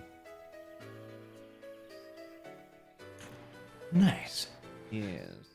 What's the logistics of upgrading something that exists? If you would like to use your pre-existing weapon or armor, an enchant can be slapped upon that. Otherwise, you'll have to either make something by new, or you can disassemble your weapon for materials. Okay. Yes, but for the weapons and armor that you currently have, disassembling, all that's going to give you is iron ore. So it's not going to do anything for that. For these weapons specifically, you have to craft them from scratch. Well, I got a hammer needs upgrading. You know, sheesh. You know what I mean? Sheesh. So you do have, for your secondary material, you have a necrotic mass, which you found from the necrotic ooze. The necrotic mass has its own, sort of magical secondary bonuses that you can add to newly made custom weapons. Or you can use your mage right to cleanse the necrotic mass into purified gel that gives you more radiant bonuses.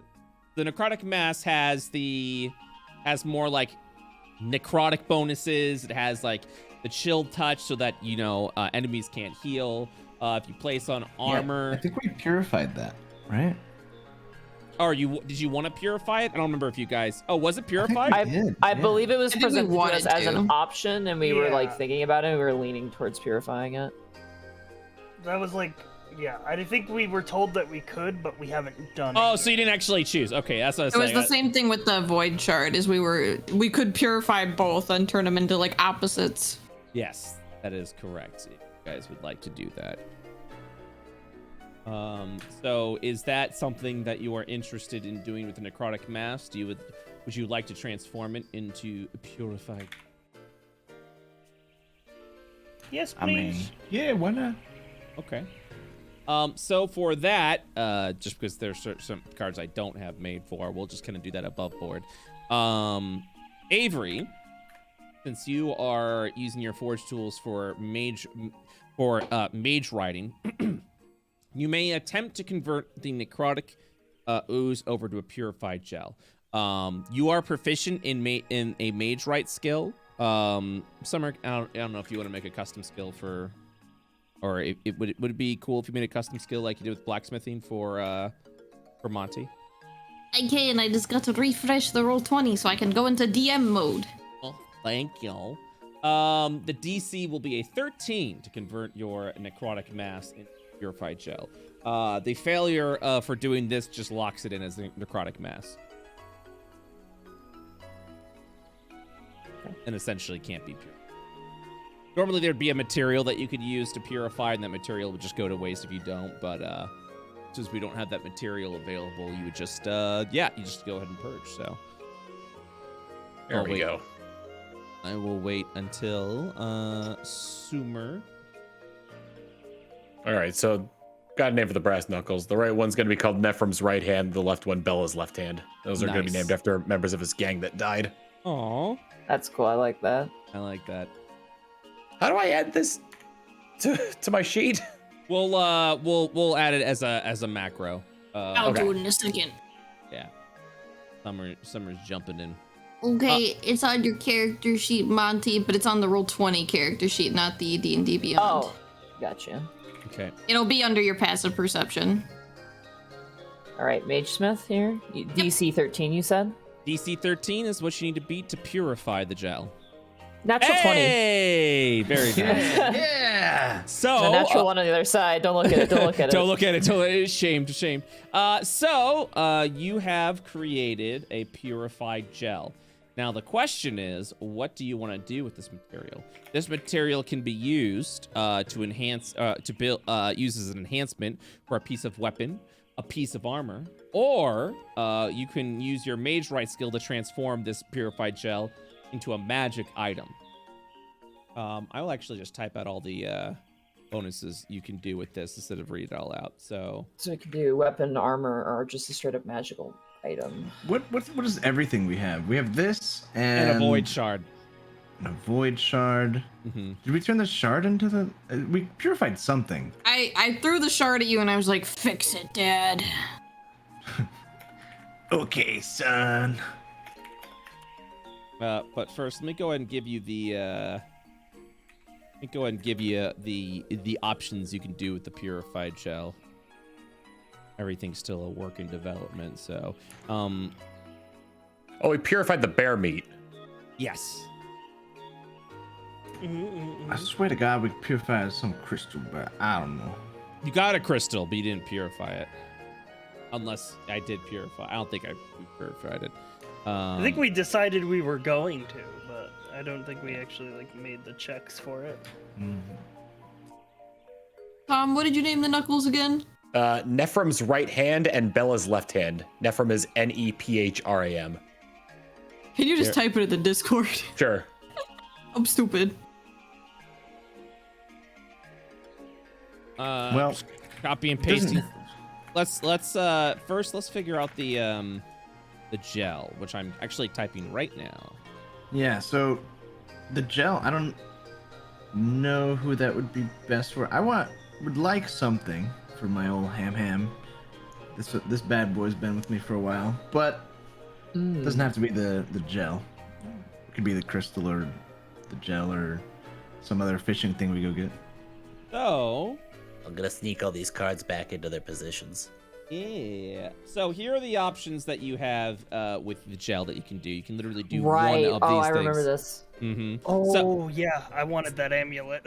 So, yeah, you can go ahead and... Oh, yeah, that was badass. Yeah. You wanted the radiant damage one, right? I got so many spells as the light cleric that do radiant damage. Yeah. I really like the healing one, but if you want to get that one, that's fine. Healing, they're both good. So if you use the purified gel as a component for weapon or armor creating, and you fail, it does not use up the secondary material. It'll only use up the primary material, in which case will be the iron ore. I'd say we make the blessed amulet for you. For a while, if that's okay. Okay. All right. So if you are going to transform it into a blessed amulet, you are required to make another Mage Right check. This will be at a DC 13. Can I carry over some power from my natural 20? I slap her ass. Not at this time. I apologize. That's fair. That's okay. Just because I don't have anything for it, but I would like to. How many spells are radiant damage? Like Spirit Guardians, Guiding Bolts, Sacred Flame. Technically, Flame Strike does fire and radiant damage, which means that would apply. Whew, sheesh. Yeah, that's good. Okay, I wasn't sure. I was thinking of like. Yeah, I really want to create offensive items for spellcasters. So they didn't feel they were getting neglected with all the weapon crafting of martial classes. That's good. This one's a beast. I love playing offensive spellcasters. What's the? All right, I will roll the Magesmith for the DC 13. Please. 19. We're good. Yay! So you go ahead. you go ahead and create a blessed amulet. So while wearing it around your neck, any spell that you cast as a radiant will be cast as if it was cast at a level higher. And 2 levels if it's a I walk over to Lyle with it and I go, Look, Lyle, I have made you a present. Presents are given to those who like and appreciate you, or if they have done something wrong. I have done nothing wrong, so this is meant to say that I like you. and I'm going to put it over their neck. Look, it even has macaroni pieces on it that I found. Arts and crafts. That is unbelievably adorable. That's amazing. It's this beautiful like medallion in the center that almost has like a glass casing with that liquid in it, like just in the center, most point like an eyeball. And then around the string is just macaroni. Like it's like macaroni and like beautiful silver chain. I take it, I very proudly put it on. I say, yes, we shall symbolize our bond in Div's light. And macaroni. There will be plenty of macaroni for everyone. So, while you wear the amulet, you're level 9, correct? Yup. So when you cast Sacred Flame, you cast it as if you're 11th level caster, which means you get the 3rd dice. Oh yeah, it's all coming together. It's all coming together. It's all coming together. So I also have like a light cleric thing that affects my spells with radiant damage. I need to check it. Oh yeah, it's a potent spell casting. I add +3 my wisdom mod to any damage I deal with a cleric cantrip. Nice. There you go. I need you to burn people's souls out of their bodies, please. You got it, boss. Yeah, Lila's our nuclear option. All right, so that's the purified shell. So if you'd like to go ahead, and I'm assuming no one's using Void, the Void shard for Void purposes. Actually, I'm gonna step up and go. I actually had an idea for this object, cursed as it may be. Just eats it. No. Don't you put it in your mouth.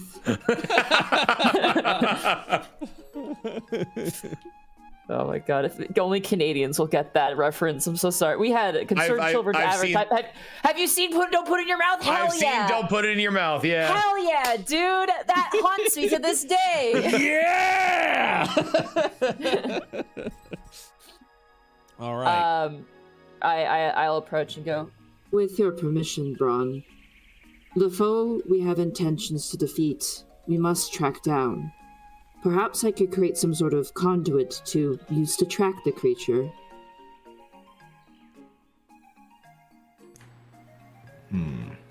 How would this be done? And I would hold up the crystal, examine it.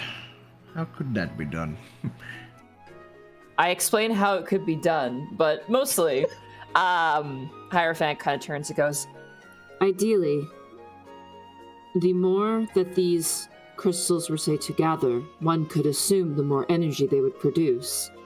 You have more experience than this than I do, so I must defer. Is this true? Indeed.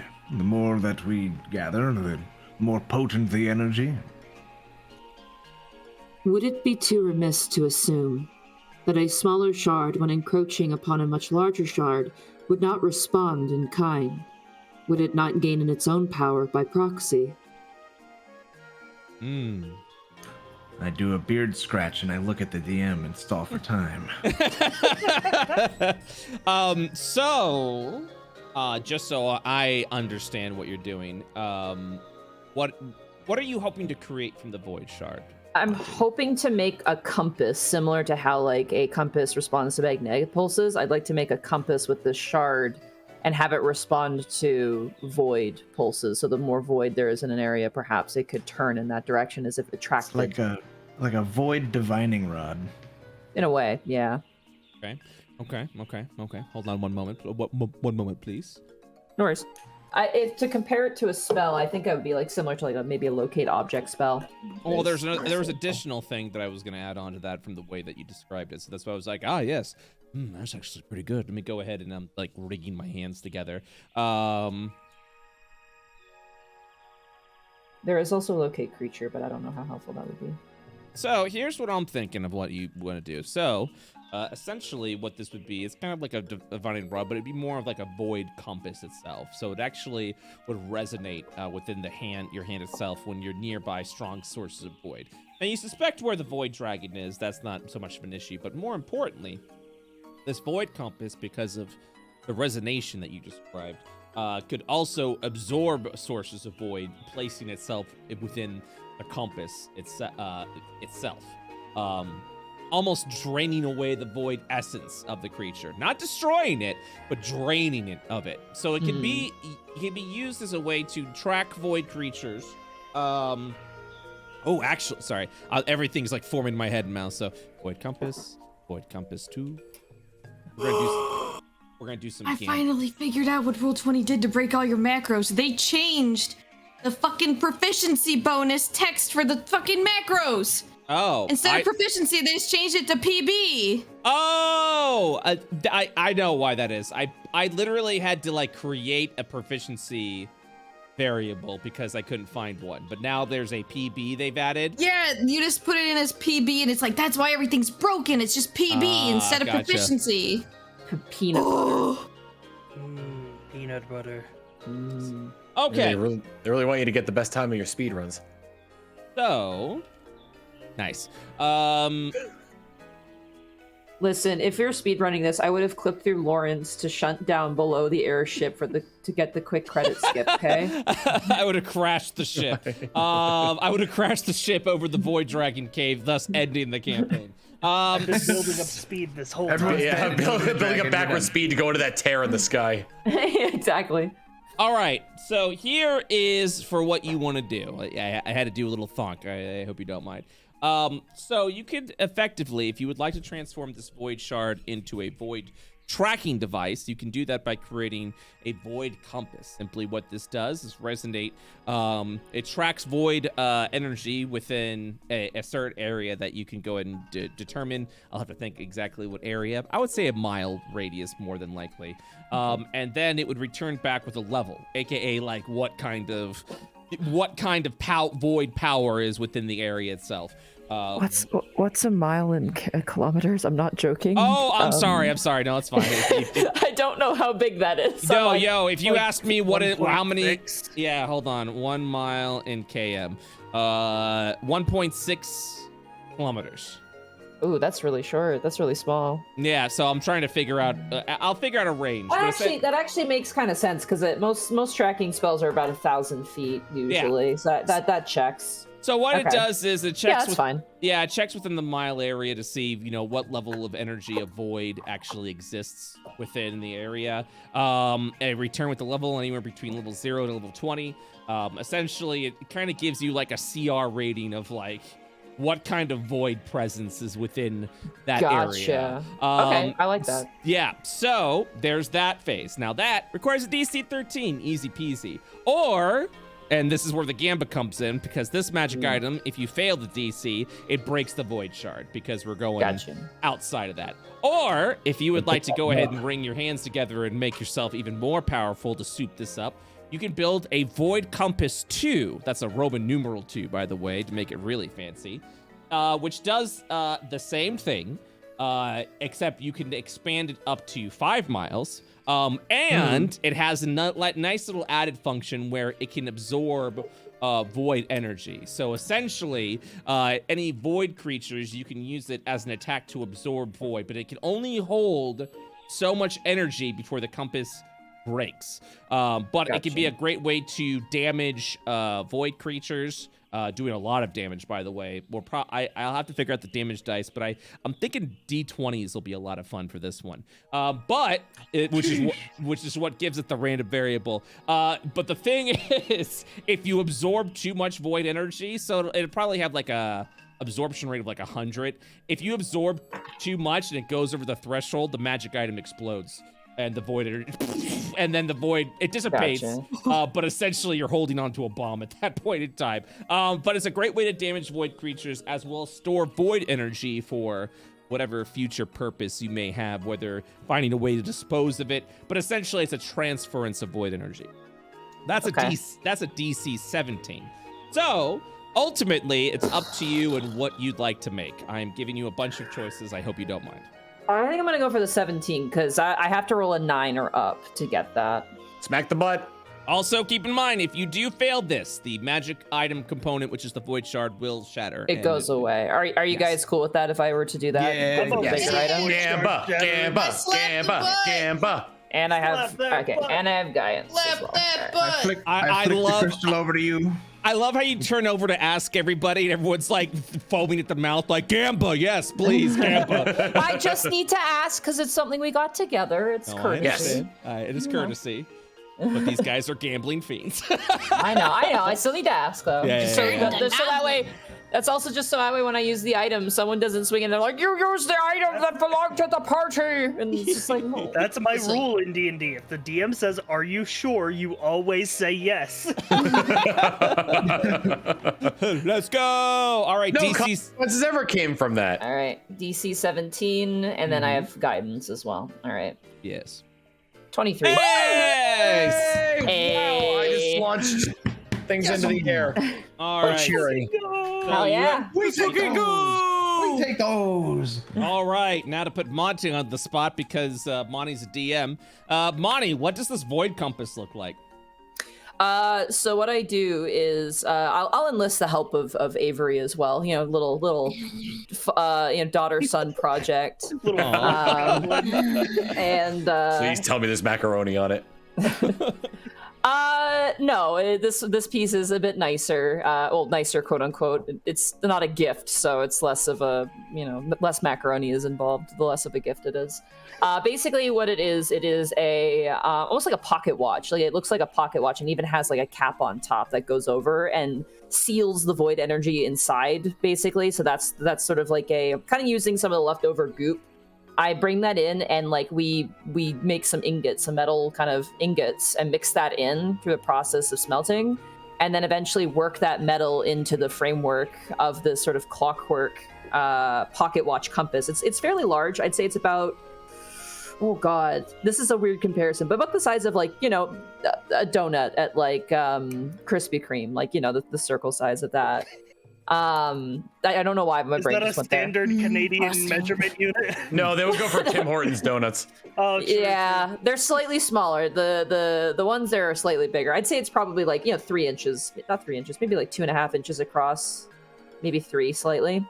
And then the outside bears the symbol, a holy symbol of Div, and then the inside is a glass container. So it's kind of got like it's like a glass petri disc almost looking thing of this really kind of blue and green opulent kind of pearlescent slightly glass, but it's very see-through. And inside, kind of hammered to the centermost point, is the shard that we collected, and it's been carved down to have 2 points, and it'll move in that position with the thicker point, the thicker part of it, kind of having being the lead part. So like the other side, it's like a diamond shape, but it's like kind of fatter on one side and then shorter on the other. And the fatter side is the one that points towards what we need to find it. And it does have a chain that runs off, and at the end of it is a like a little lock, so you can lock it. I have also added the on-use mechanic of it. So as an action, you can use it. And what it does is any void creature with sufficient void, which means they're composed mostly of void, aka they have void in their name, will just immediately within 60 feet. Let me add that.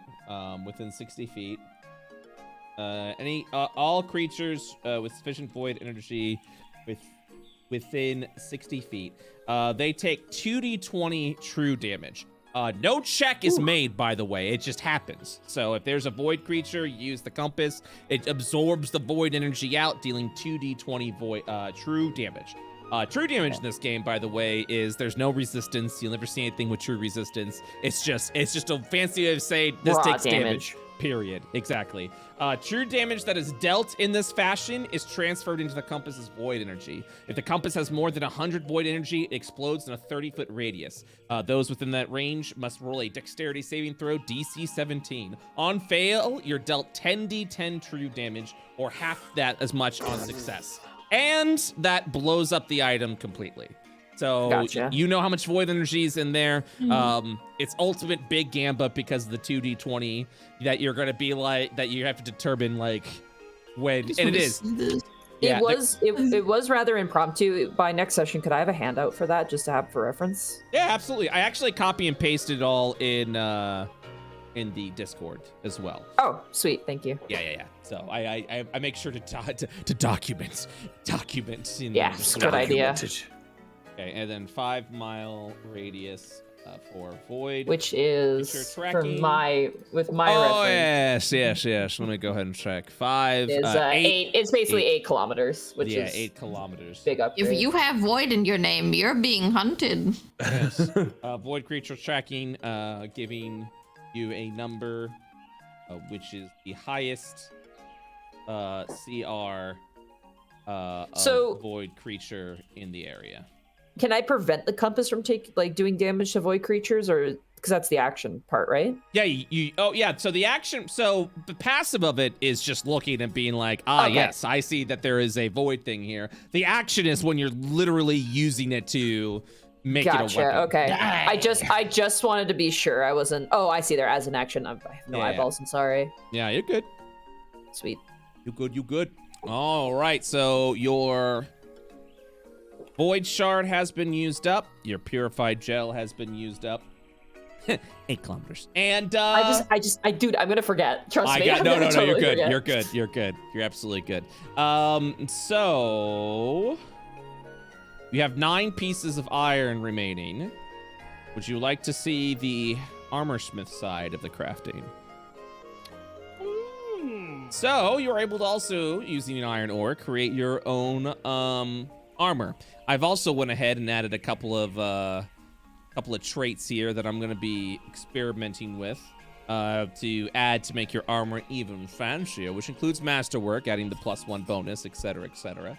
But also some things you can do is remove the stealth disadvantage, make it so that you can add dexterity modifiers into things, make it way less, just little things like that. If you guys do decide to create some sort of new armor. I believe everyone has +2 armor, so I don't see you guys doing too much of that. Is there anything else you'd like to create, Summer? Anybody else want anything? I'm good. I know, I'm good. Yeah, I'm good. He hisses and then he puts his hammer down. Hey, whatever we get from that dragon, though, maybe we come back here. You know what I'm saying? I'm sorry I forgot to mention everybody gets a little feral around, the forge. Oh, I noticed. Bless the forge. All right, let me load back into Haven. Listen, it's the first thing I've seen the kid passionate about. I'll let him be as feral as he wants to be. This is true. I have no control over. Man, heck. It is not wanting to cooperate. Like it froze again for me when you load this Roll in. 20 does not like Haven. It might be the dynamic lighting. It's causing probably some sort of issues. It's probably the dynamic light. We'll figure out a solution to that eventually. So I can actually just turn that off for now. There's nothing more to hide. It's just for dynamic lighting this. Oh my God. I just thought of something. Imagine Lyle dies. Not ideal, but if Lyle dies. God, I hope. Dude. And then some 500 years in the future in campaign 27, they find a random macaroni necklace, and one of the players oh my God, look, it's so cool. They're like, don't get rid of that. It's just garbage, and it's actually secretly this fantastical item. What we gotta do is we gotta take the macaroni necklace and we gotta go put it on the bomb that's at Atlas. That's how we get them. Yeah. That'll make them fall for it. Give me 1 second. I gotta. Oh, good. Stuff. The world has shifted. I know I'm shifted because I'm trying to. Earthquake! Whoa! Earthquake! All right, let's see if that helps a little bit. Okay.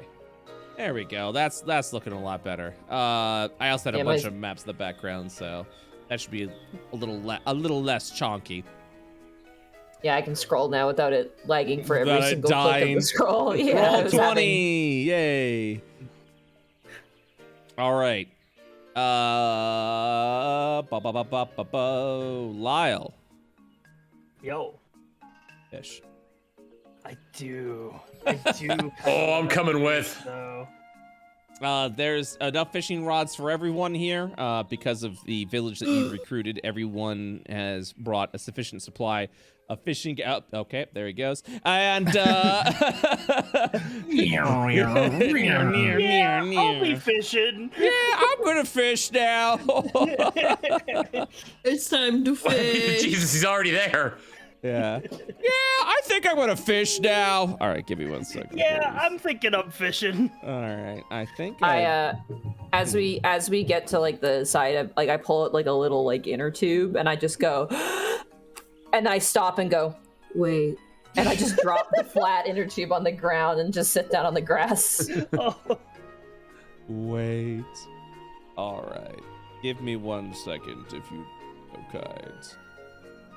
Is it okay if I just BRB just real fast? I'm so You sorry. BRB as much as you'd like. Actually, let's do this BRB to actually take a small break. Everyone can go to the bathroom, get some water, and then we will. Yeah, we'll be. I'm right gonna back. tinkle. Go tinkle, and then we'll do a little ad break. I'll see you guys in like 3 minutes. That's the non-subbed. Not you guys though. I'm still here. Yeah. Give me. Imagine not subbing. Give me the ads. Yes. Gore's gonna punch some fish. Hell yeah. Or you are. yell at them. Ah! Just sees the fish. Get out here! It's thinking of a charisma-based fishing. Did I? Nope. Okay. Give me 1 minute. Someone in the chat says, "Women fear me, fish fear me. I am the harbinger of doom." As a quote from Lyle. I love those that super long The fishing super tall hat. hats. Yeah. Fucking Thinly has one of those. It's like a foot long. I am the harbinger of all beings subaquatic. I think the other one that I liked was "My feelings on fish and women are too complicated to fit on a hat." Oh my god. I've found it. A man scorned by the uncaring earth finds solace in the sea. I am alone, and yet I fish. Jesus Christ! Look at that long one in the chat. Let any fish who meets my gaze learn the true meaning of fear. I think that's the one that Thinly Yeah, has. that is. Oh my god. Man. I always say morning instead of good morning, because if it was a good morning, I'd be fishing.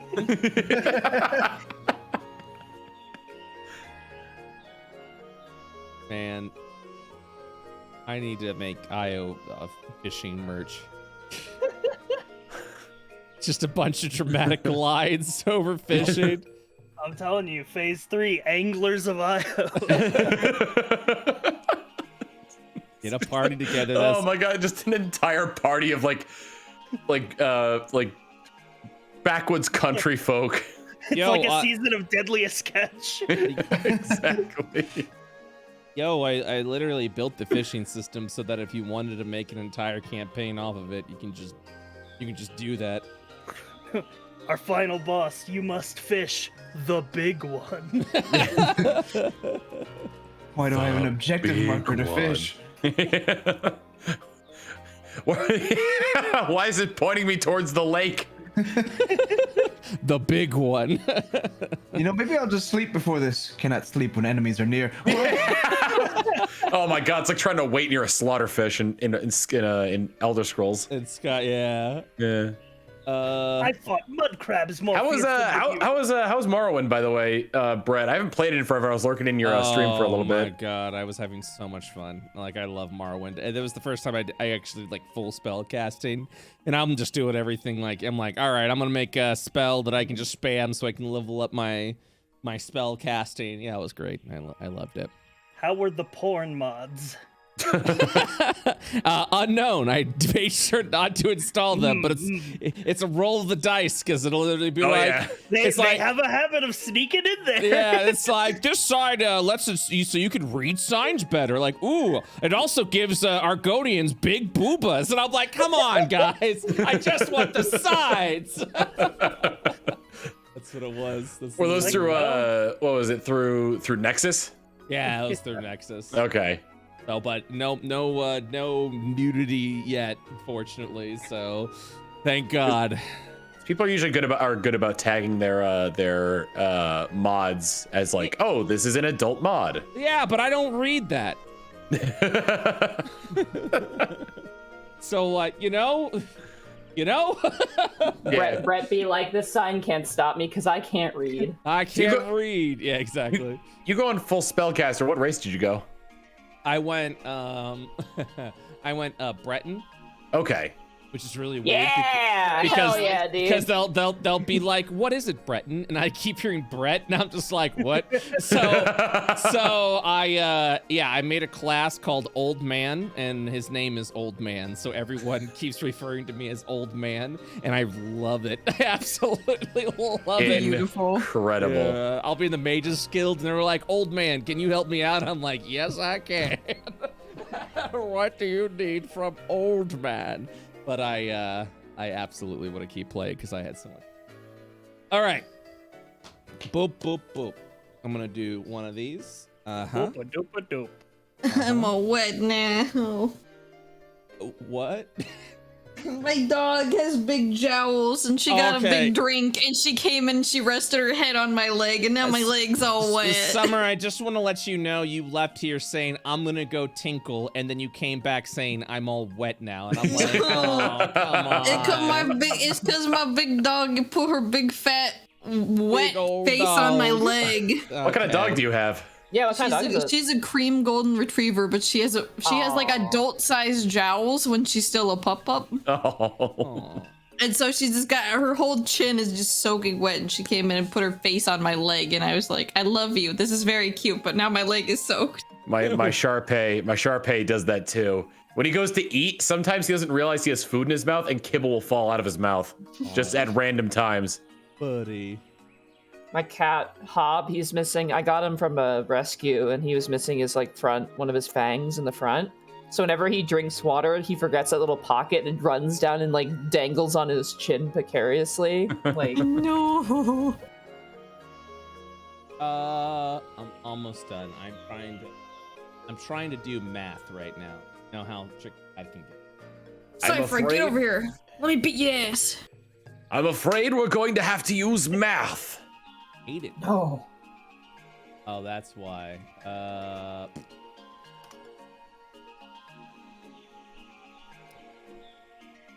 I'm going to murder. Fish? Maybe. Possibly you. Gore steps away. By the way, I like to imagine the entire time we were making those magical items, this Gore was in the background, fighting a training dummy, and there was slapstick was going on in the background. You punched a training dummy, and it knocked back, and then knocked right back into you in response. Ow! Damn it! God! Punch you again. I'm imagining it's that aggressing trend NPC. Yeah.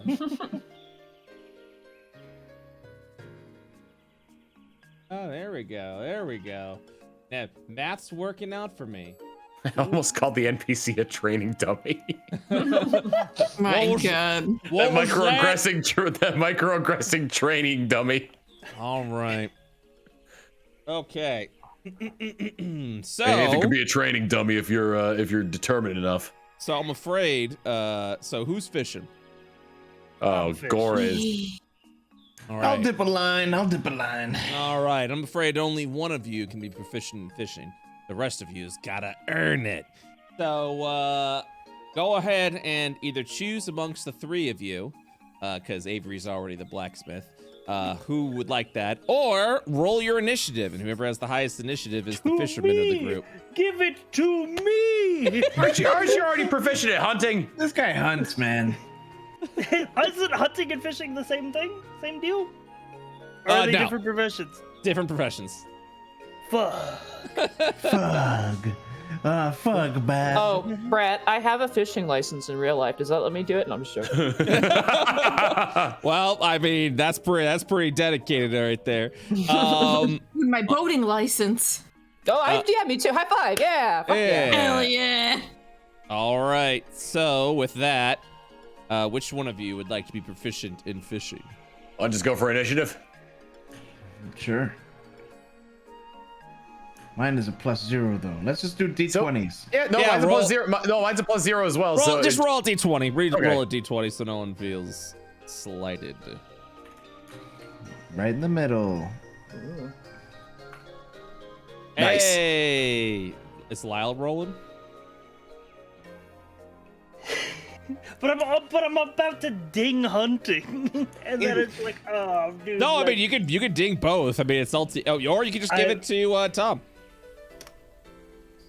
he all gets right. it anyway. Okay, so Gore, you have proficiency in fishing. The I rest just of remembered I could fish. the rest of you will just to fish. You use an ability score of your choice. Just like with every proficiency that you want to do. Charisma is not talking to the fish; it is using your magical influences to assist in your fishing process. Wait, you're saying you can't seduce the fish? No, if Brad, you want to, I want a refund. okay. If you want to like blow bubbles in the water, and it's like, ooh, okay, all right. No, I want to fish up a Kuatoa. I want to flirt with it. Have you ever seen Sesame Street? Like, there's a bit where Bert and Ernie are fishing, and Yeah, Ernie's you just show shouting- me that. Yeah, that's right. All right. So, proficiency bonus right now is +4 for you guys, correct? Everyone's got a +4. Yes. And just so I don't, unless Summer wants to, but I don't want to like be like, all right, Summer, back in DM mode. I need you to fix this. You know, I'll go back so in the DM mode. you don't It's have okay. to. You don't I'm have doing. to. I already clicked the button. Okay, all right. So it's time. Finally, SciFri has been waiting for this for literally 3 sessions. Time to fish. Time to fish. All right. Who wants to cast the line first? Go on. I just want to say, I'm in the background holding the big oversized net, just sitting. Comically large net for this Yeah. small lake. Fishing. I like that. I like Fishing. that button. Fishing. It's gonna be on your character sheets. I'm gonna add it to everybody's. While I'm Fishing. here. Fishing. Fishing. Fishing. So you're just adding everyone's highest one. The only one that's gonna be proficient is going to be for now, Tom. Oh, Yes. okay. The rest of you are gonna have to catch some fish before you gain your proficiency. All right. Let's. You know what? I'm gonna start with Lyle, with his not Hell proficiency, and see what you guys get. So you don't have to do a check.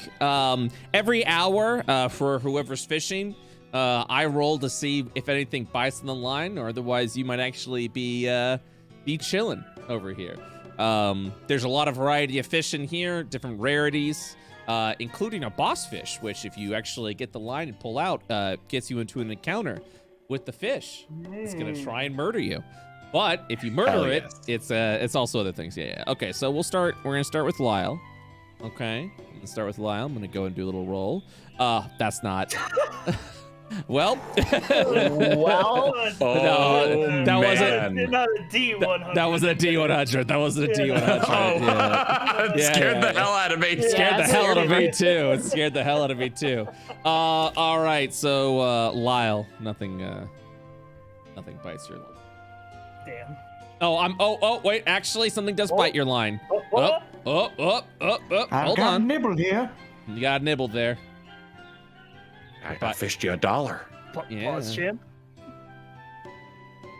Are you ready to see what you've found? Show me that. Show me that leather boot. All right. Let me go ahead. Move that there. Okay, so you find within that lake Yep, there it is. I was thinking subvert expectations by having it be a tire. Check. There might still be a leg in there, given the history of this place. Yeah. I originally was gonna have it so that a corpse could be found, but I didn't have the corpse. I didn't make the corpse card yet, so. Listen. You know, it's not a fishing mini game if you can't fail miserably and fish up an old boot. Yeah, but there. Please use a picture of corpse husband as the corpse card. I want to make it so that boots that you do find though you can collect and transform into magic items later on. So it's all good. The boots of the sea. It's like the throwing boot in Death Road to Canada. All right. Oh God. So we're gonna. A boot to the head. So during this hour, Gore. Oh. You catch something on the line. I'm gonna fish me up a whopper. It's you pull it out as it continues to fight. It is a pigfish. Ah. I immediately run over with my net, my massive net, and I just scoop the fish up, even though it's perfectly on land. But I just want to help. As you walk over, you're just like, yes. All right, so you're currently fighting with the pigfish over there. The catch is a DC 14. You'll notice there's a heart in the lower right-hand corner. That actually means you need to succeed at catching this thing twice to successfully catch it. And in the lower left-hand corner, is how many attempts you have to succeed. If you fail, you don't catch the fish and your bait gets used up. Because you're in a village that works for you, you don't necessarily have to worry about bait. You're good to go. So give me a fishing check, Gore. Fortunately, you're proficient in fishing, so let's see what your first roll is. All right. I don't have the macro, so do I just on the Roll20 character sheet, if you pop it out, you'll see it right under your skills under passive perception. Gore. 1 second. Character sheet. Under passive perception, you say? Yeah, it'll be like under the skills. There it is. Oh, cool. Let's see it. That's a fail. As you go ahead and feel the line tugging back a little bit, this hefty whopper of a fish begins pulling at you. You get 2 more attempts. All right. Come on. Give him my all here. Hey, it's coming over. You got 1 more attempt to get successful. Give me another one. This is a wily one. I'm going to reel it in, though. Damn it. Natural one. No. You hate to see that happen. Fall backward and ding my head on a rock. You're old. And then I immediately hit him with the net. You toss the net over. Because you're dealing with an old rod with no actual manufacturing with the 8, your rod snaps in half. Oh God! As the pigfish is literally broken it in there. That villager was right. We'll need extra rods. I have mending. Can I fix the rod with mending? Yes, you can. It'll take 1 hour. Oh, sweet. I'll do that instead of holding the net because I've used the net and it can't be used you again. got over begin mending. All right. I'll walk over and say, hand me the net. Here's the rod. Bronn. I haven't fished in 500 years. And you're not gonna fish now. You catch nothing. And then this is stupid. We have void to fight. Avery. Oh, come on, old man. Let's have a little fun here. We're just relaxing for a little bit. Hold on 1 second. 8. I'm trying to figure out. Okay, yeah. So it's 4 in the afternoon. I'm just putting the time there. All right, Avery. It is your turn. Let's see if anything bites the line. You actually do get something on the line. As you pull it up, it is a Kathos flapjack. Ooh. You did. So go ahead and give me a fishing check. You only need 1 success of an 11. You get 3 attempts. You shall be mine. Why is the description for the pigfish? Oh yeah, probably because I copy and pasted the wrong thing. That's why I smile. Because I fucked up, okay? I wasn't sure if it was like a glitch or something. I wasn't trying to call you out on a fuck up. So he has flaws. Get him. Brett, Oh, no, you went wrong. Brett's like, haha, that's a funny question, and he just turns and runs away. You catch the Cathosian flapjack. Woohoo! Ah, he lifts it up in the air and he screams. All right. Yeah. So you can Calm down, kid. So with one Cathos flapjack, you can actually use it as part of cooking, or you could use it to make a potion that heals for a D4 as an ingredient for a potion if you ever decide to get into alchemy. All right. So with that, I'm looking around. Okay, so it's now 5 p.m. During this time, your rod is going to be repaired, Gore. So Excellent. you're actually not going to fish. You're not fishing for this hour. No, you're good. You're not fishing for this hour. Your hour is currently about to be repaired. We'll go back to Lyle. Lyle, ooh. Once again, Lyle, a Cathosian flapjack that looks a lot like a pigfish because of the descriptions. That's so crazy. I wonder if it tastes like one. Go ahead and give me a fishing check. Fishing.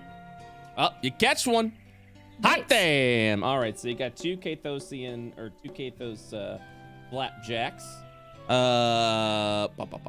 Gore, you're not fishing. Are you still fishing, Bronn? Yeah, I reckon. Yeah, kicks. I hold the fish up to the camera and smile. You also snag a Cathos flapjack. Go ahead and give me a fishing check. Now, let's see here. It should be under my character sheet. Yeah. But, Get on the far left. I don't see it. Are you looking at Roll20 or D&D Beyond? Roll 20. Shit, let me make sure I gave it to Hey, you. Tom. Hey, Tom. Yeah. I think you mentioned you were doing the cat stuff or whatever. Oh, Chat was mentioning that. I've been Let's Playing Sonic Adventure, yeah. Nice. Yeah, I just like, as we're sitting here and I hear kind of like the little like beach kind of like that specific noise. It's like crawling into my ear just by association. Oh, Fishing. Fishing. Fishing. Hey! And you catch another Cathos flapjack. So, if Guys, you do... got flapjacks for our Waffle House. Yeah. Yeah. Okay. Avery. I'm fishing. Ooh. Close, but no cigar. But you do find a moved map. No, I'm just kidding. You find a pigfish. Piggy. A fish. He's gonna pull it up. He's gonna have the rest of the rod that went in the water with it. I fish again. Nah. Back in it goes as it just as the line. Yeah. All right. It is now 6 p.m. And hey, great news, everyone! The sun's about to go down. Fish like that, I'm told. Bronn's like some low light fishing. Fish like that. So if I use a light spell like a flashlight, there's no fishing laws around here, right? I can just do that trick and catch fish. Yeah. We can light lure. Yeah, super illegal here. Thanks for the help fixing my rod. Oh, why is it? I turn to Gore and I go, Take good care of your rod. It is very important. I'll do what I can. Those fish are wily. All right, Lyle, you ready? Here we go. Okay, guess that's another flapjack. Back to flapjack. They just keep coming, huh? It's a common fish. What you got? Give me that fish check. Hey, you catch another flapjack. Flapjacks for days. That's 4 flapjacks. Just so you know, with a cooking check, you can use 1 meat to feed yourself, but you can actually use 2 meat to feed the party. So if you want I was gonna ask about that because I have the deer and the bear. Ooh. So you can actually choose what you want, what kind of buff you'd like to give to your party. But I do want to be cooking. I would like to cook. All right, Gore. Finally. Let's try it. Your chance to be free. It's another flapjack. You know what? I'll take it after the failure I had before. That's right. Don't mess it up. Hey! He needed a win at this point. Humiliated by a pigfish and had to sit out for a round. Ugh. Now, as I say, you can also, if you're an alchemist, use 2 flapjacks to make a nice little healing potion that heals 2d4. Okie dokie. Bronn, you going for the fish? Oh, Yeah, do a little fishing. Oh, it's a big, hefty catch of a pigfish. Efficiency. I might have to just fish. Yep, that's 1 success. Fish. That's 2 successes. We finally got a pigfish. Hey! Fish. The fish itself tucks the line, and you valiantly pull in this massive chat of a fish with its pig snout. I will let you know that Bronn, because of the catch of an uncommon pigfish, is close to gaining that proficiency into fishing. No, my identity. The only thing that set me apart. I'm great at this. I'll do this forever. For the next 500 I'm years. retiring. Avery, you get yourself another flapjack. Oh! And with that, the line snaps along with your rod. Walk over to the Hierophant very sadly. I broke mine too. I broke it. It is okay. Accidents happen. Happens to the best of us, kid. He lays on the ground after handing her his rod. I imagine just like, face. I imagine okay. face down. I'll use my, I'm sitting cross-legged, so I take one hand and kind of just drape over like a big sleeping bag blanket, while the other hand with one hand I'm just gently casting the mending cantrip and fixing it. There. 7 p.m. Behind in the village, you begin to see the people begin to get a little bit comfortable after a long day's work. They return to their homes, the families themselves that have moved down here to be closer to gathering more religious insight. And this individual begins walking around. Well. Hey, fella. Well, fancy seeing you all here. And he'll just see him cast a line. Oh, that son of a bitch, he's about to make it a competition, isn't he? I'll bet you 10 gold I can fish up more. He looks over and he'll just be like, how are the fish doing? Are they biting today? Pretty well, actually. All right then. That's what I like to see. You just see him like fly fishing. He pulls the rod back and then casts it back in. And then he smiles over at you all and he's like, so what have you caught today, A few flapjacks and a pigfish. Look, I stack up our pile of flapjacks. Yeah, they seem to be a menace here in this lake. Tell you what, though. And he kind of Are they invasive? He looks over at your stack of flapjacks and is like, I don't know. What do you think? I will tell you something, though. I did see something sparkle mighty fine within the lake itself. I've been trying to catch it for a little bit, but it seems to be a bit wily, a bit evasive. It is it's quite literally a fish that reflects like the galaxy itself, like the various stars in the sky, he points up, and I believe it only comes out at night. How about we make this a little interesting? And he gives a wide smile. God, he is making it a competition. No! Quest accepted. Boys, beat him up. Quest accepted. I actually fished out something quite interesting the other day. I don't have too much of a use for it, but I'll give it to you if you actually catch this fish first. All right. And what if you win? How much gold you got? Good question. How much gold do I got? Bronn turns around. I am your savior. Well, what do you have to offer? Yeah, but Thor isn't. And he looks over. He looks over at your punching mitts and go, "Those look kind of nice." No deal. Oh God. Yo, those legendary gauntlets looking nice for this fishing bit. Dude, Hierophant shutting down. No. Plug-in Hierophant. You got Sorry, a charger. That was the notification that your rod has been fixed. And Listen, I'm all for competition, but I can't give away these weapons. They were built by a friend, and they've got sentimental value to me. I'm more willing to go for bragging rights here. Where's the fun in that?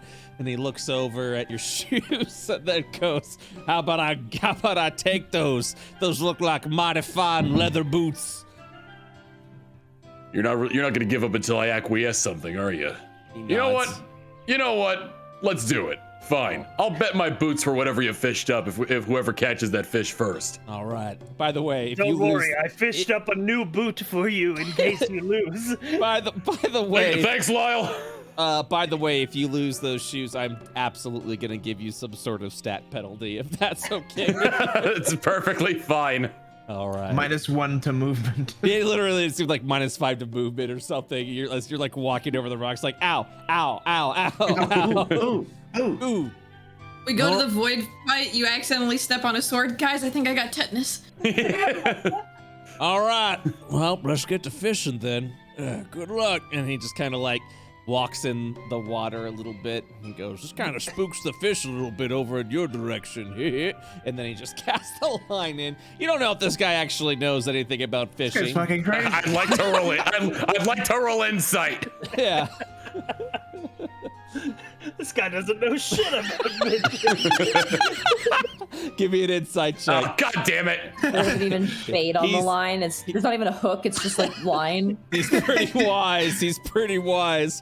I hear if you sit in the water a little bit, and he kind of goes butt deep in the water, it kind of makes you acclimated to the lake. It lets the fish know that you're its friend. And he just sinks down a little bit into the water as he casts the line. All right. Lyle, here we go. Come on, big money. Uh-oh. The number of the beast. 2/3 the beast.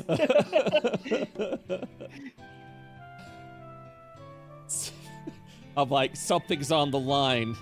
A void bear. Something runs in. The compass! The compass! I just that was what the ringing was, and I looked down at it and opened. I go, oops. Kathosian flapjack. It is the devil. You know what? The more of these we fish up, the less we'll catch. Yep. Oh, I see you got your something on the line. Oh, is that a Kathos flapjack? Yeah, those things are all over the place. Tell me about it. All right. I'd like to cast light on Bronn's lure, by the way. Okay. Let's give him a light lure. We are Right. breaking. Now, wait Summer! there, that's Summer! illegal. Summer, that's breaking Canadian law, and thus all laws. It's Man. not illegal here. The man looks over and says, "Ah, you fish with dishonor." Oh, all right then.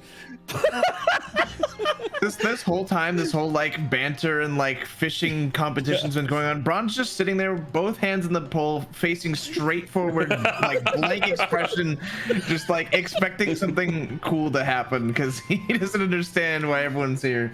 He's not like, this is not his idea, but everyone's doing it.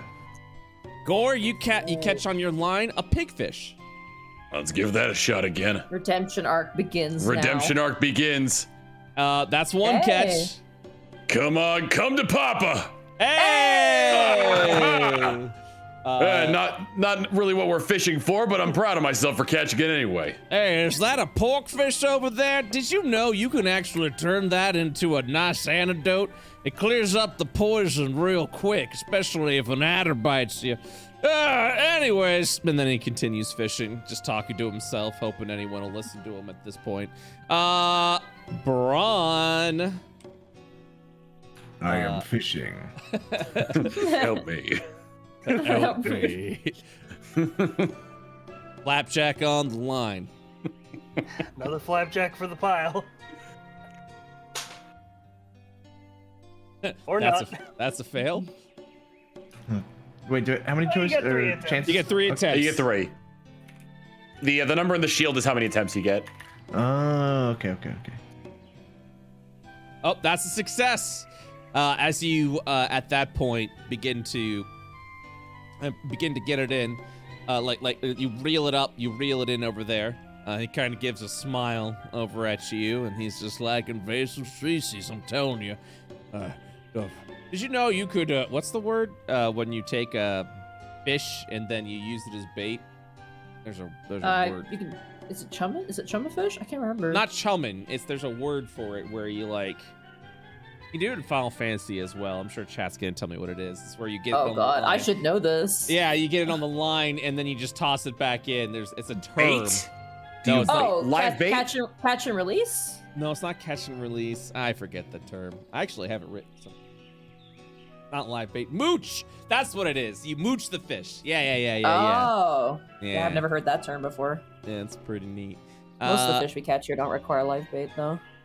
All right, let me go ahead and see what I get. He reels back up, and he's like, patience is a virtue. He looks over at Bronn with a smile, proud of himself from what he's just said. Bronn doesn't even look at him. He hasn't looked at him this whole time.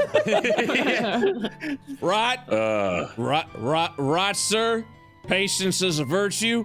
Let me stop you right there. He is completely focused right now. He's like, the world around him does not exist. There's only him and the fish. Oh, okay.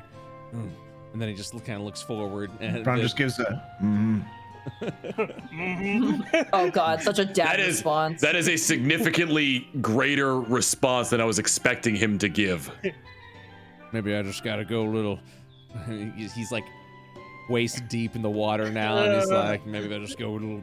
Yeah, this looks like the spot. Hey, what's your name, friend? We haven't asked that this entire time. He looks over at you and he kind of frowns a little bit. How come you haven't? It's been like 2 weeks. How did you not know my name? I was a little bit embarrassed that I wanted to avoid contact. You know, that's fair. I was also a little bit embarrassed when I didn't know you were green. He looks around in a panic, hoping that no one catches him in his lie. Insight! Damn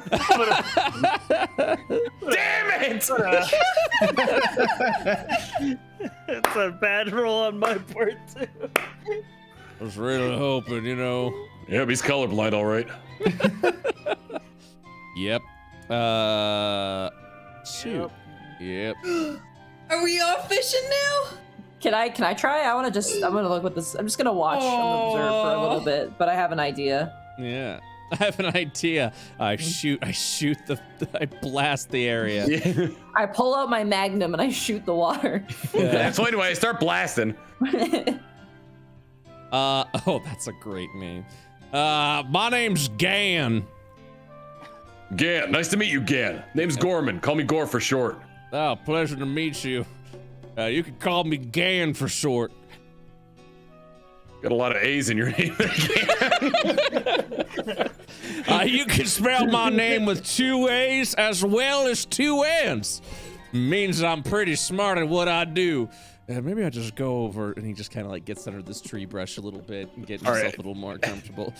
You're gonna drown if you keep going on any further. No. I'm going around the border of the lake. You don't go in the center at all.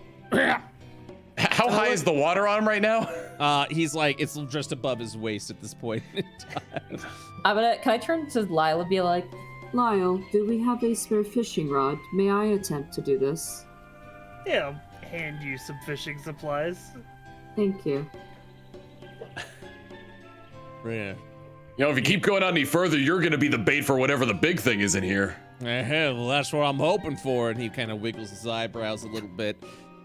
No risk, no reward. Well, let me ask you something. If the fish grabs hold of you and we kick its ass, who caught it? Well, you know, that's a good point. You know, I suppose it'd be a draw.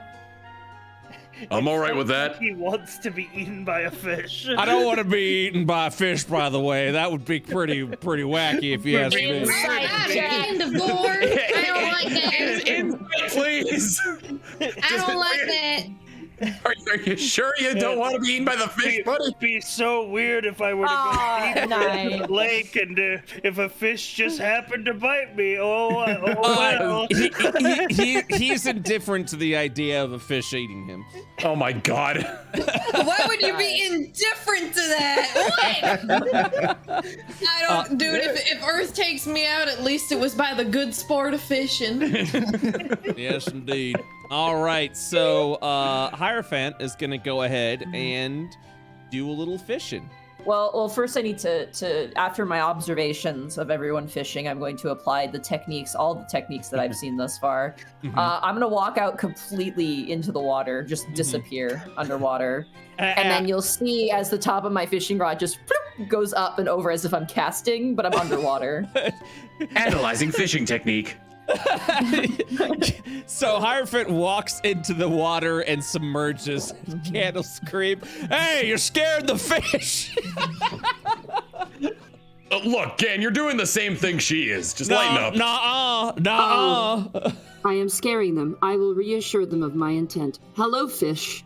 I am an emissary of peace.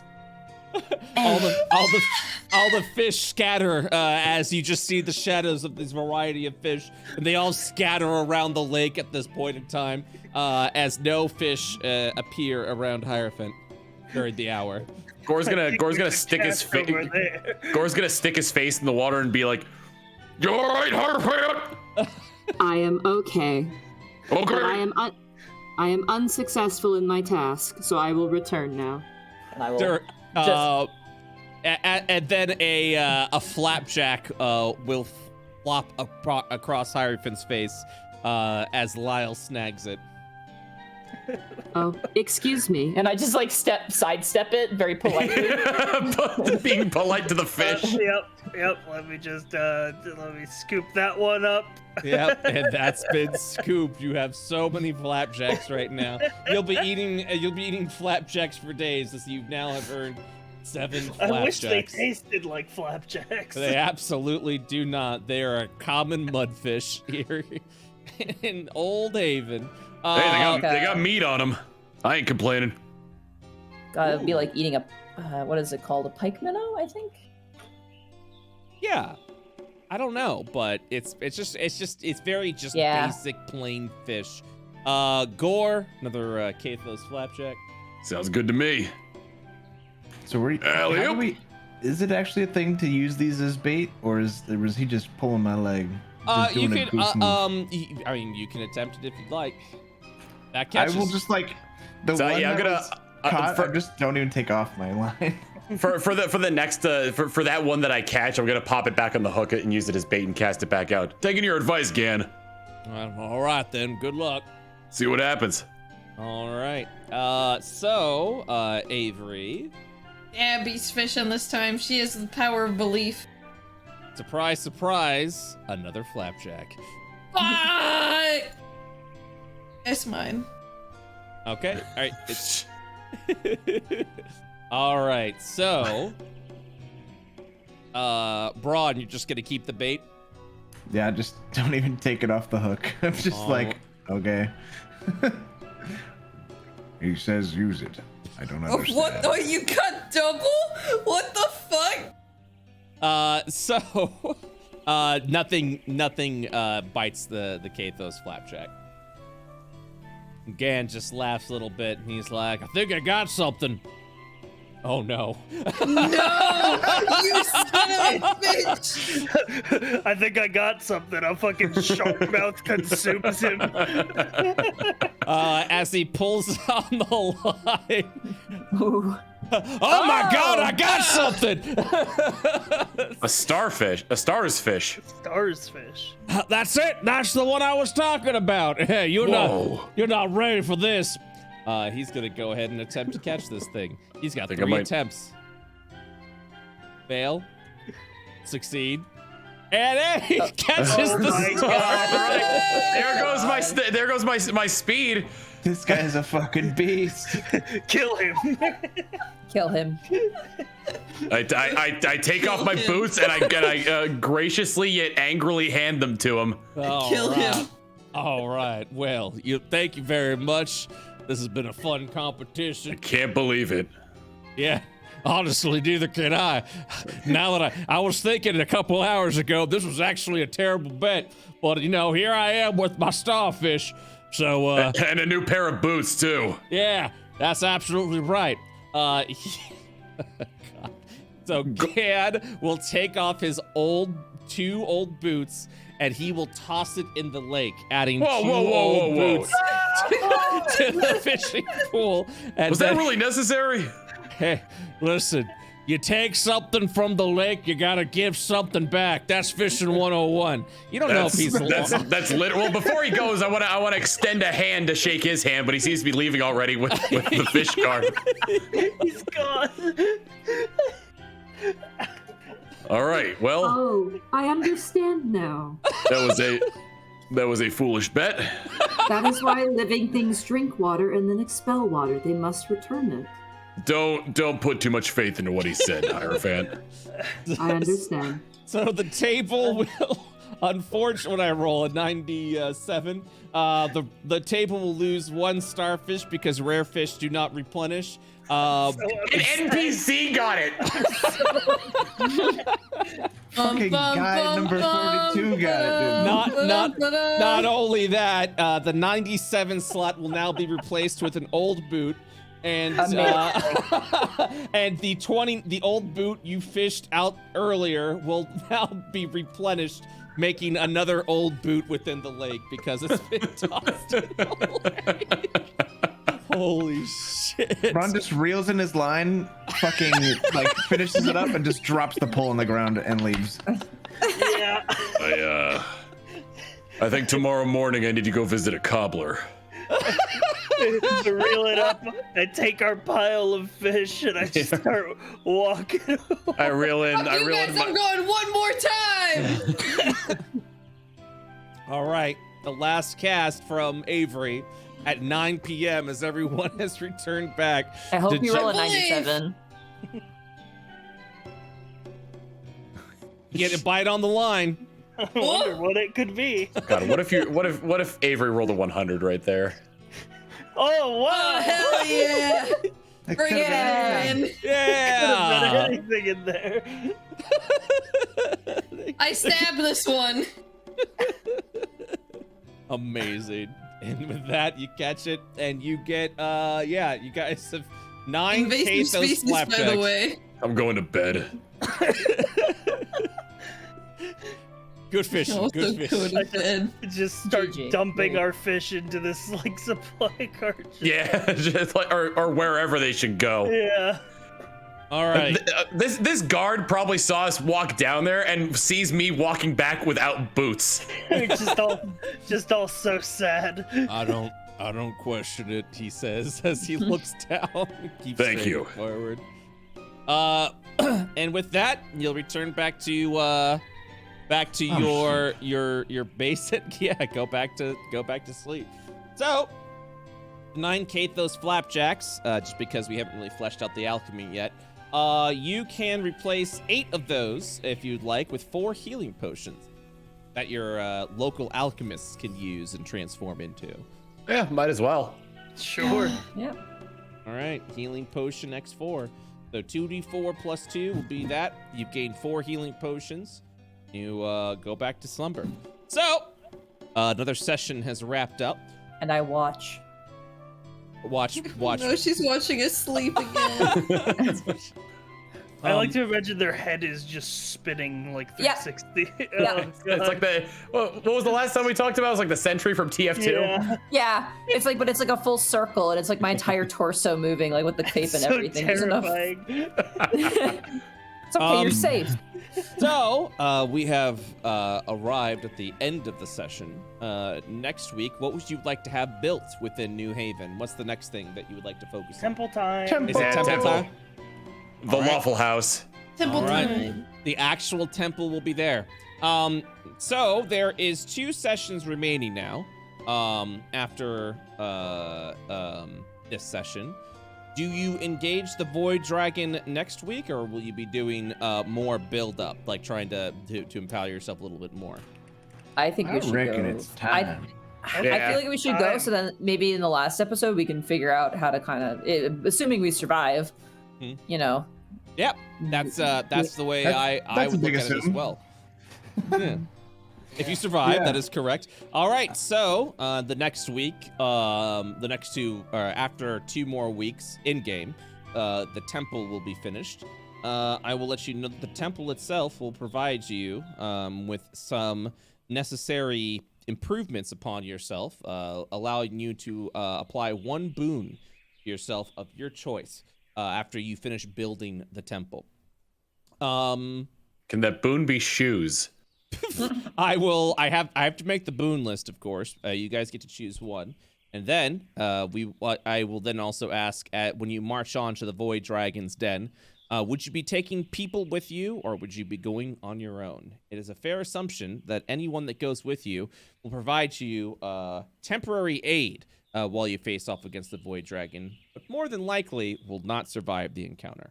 Hey, I've got an idea. Let's take Gon with us. You are such a jerk. I like this idea.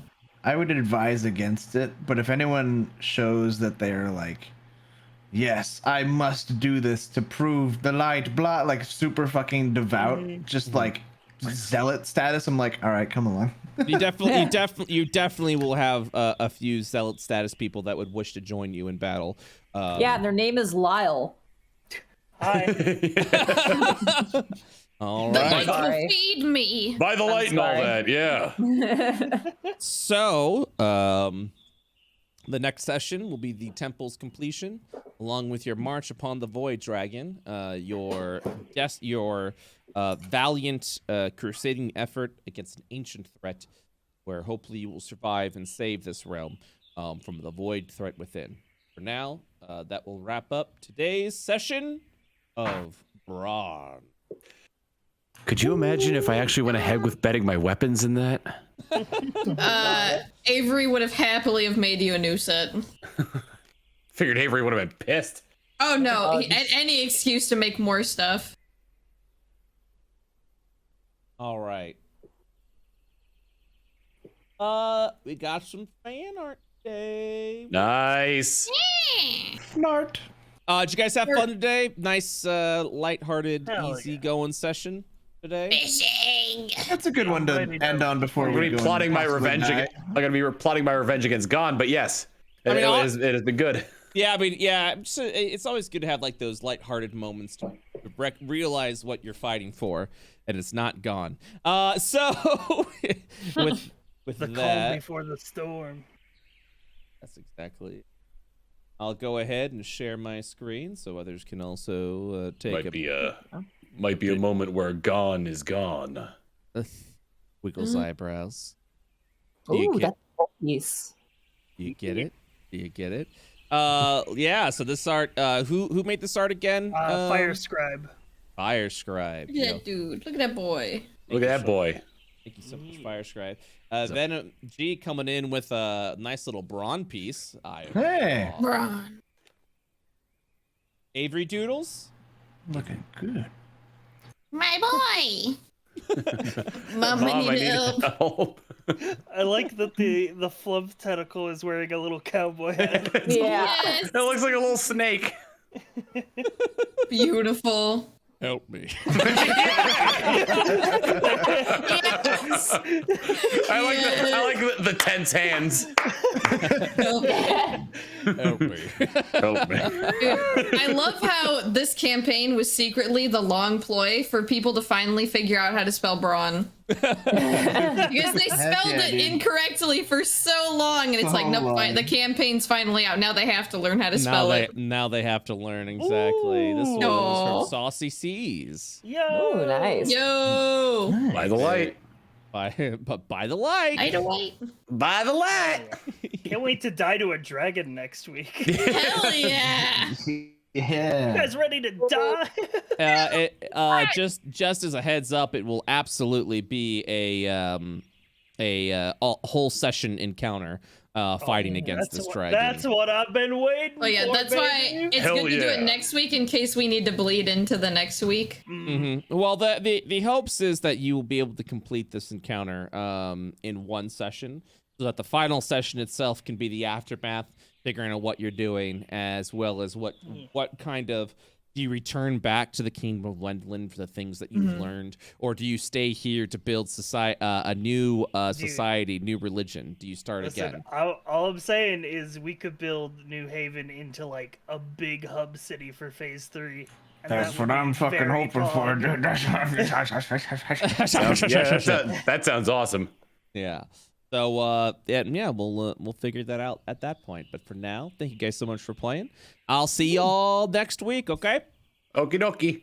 Okay. Bye. Bye, everyone. Bye. All right. Hello.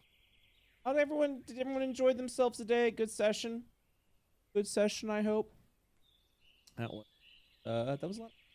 I want to do a nice chill session, kind of go over systems and things like that. So it was really good to, go over all that and just kind of see, just a nice relaxing session before everything gets scary and sad. Thank you guys so much for watching. If you're looking to support the World of IO, you can head over to our Patreon, patreon.com/World of IO. We have a lot of fabulous supporters. Big shout out to everyone who supports. You can get MP3s of the campaigns, art that's currently being worked on, as well as game master notes. As you see, I'm going to go ahead and, as systems are finalized and finished and developed, they'll be posted over there. We're getting pretty close to some of the professions actually feeling pretty complete. So hopefully I'll be posting them soon. Maybe this month. No promises though, but we'll see. We'll see what happens there. If this is your first time watching an IO campaign, welcome. Head over to the youtube.com/World of IO. We were pretty close to 20,000 subscribers. Actually, go ahead and take a little peek here. But all of the sessions are. Oh, we're not there yet. We're getting there though. We are at 19,000. Excuse me. So if you want to head over and subscribe, there, that will be. Excuse me. Oh my gosh. That would be excellent. All the Phase 2 campaigns are there. Master playlists, all the campaigns. You can go ahead and check it out right over there. Also, we have a lovely Discord community. Head on over to our World of IO Discord, where there's conversation of gaming, D&D, as well as all things IO. Conversation's extremely wholesome. Lovely group of people. Go ahead and give them a check out. And finally, if you're looking to support even further, I've got a merch shop at www.BrettUltimus.com, where our lovely raccoon is role-playing as a variety of different classes. So, go ahead and check it out for yourself and see. Get yourself a shirt, get some prints, get a pin. All merch goes to making more merch. So go over there and check it out. All right, that's it for me. Next D&D sessions tomorrow, Goblins of IO at 8 p.m. EST, where they will be continuing their fight against a fallen hero by the name of Oswin. That'll be part 2. Shane, Joe, and Masay will all be there. Jesse will be, I think Jesse's going to sit out. Yeah, because it's the middle of battle, so I don't see where we can get him in at the end or something. But that is it for now. Thank you so much for watching. Thanks for hanging out. Appreciate it. I love D&D and love you guys. Good one, and I'll see you all next time. Bye-bye.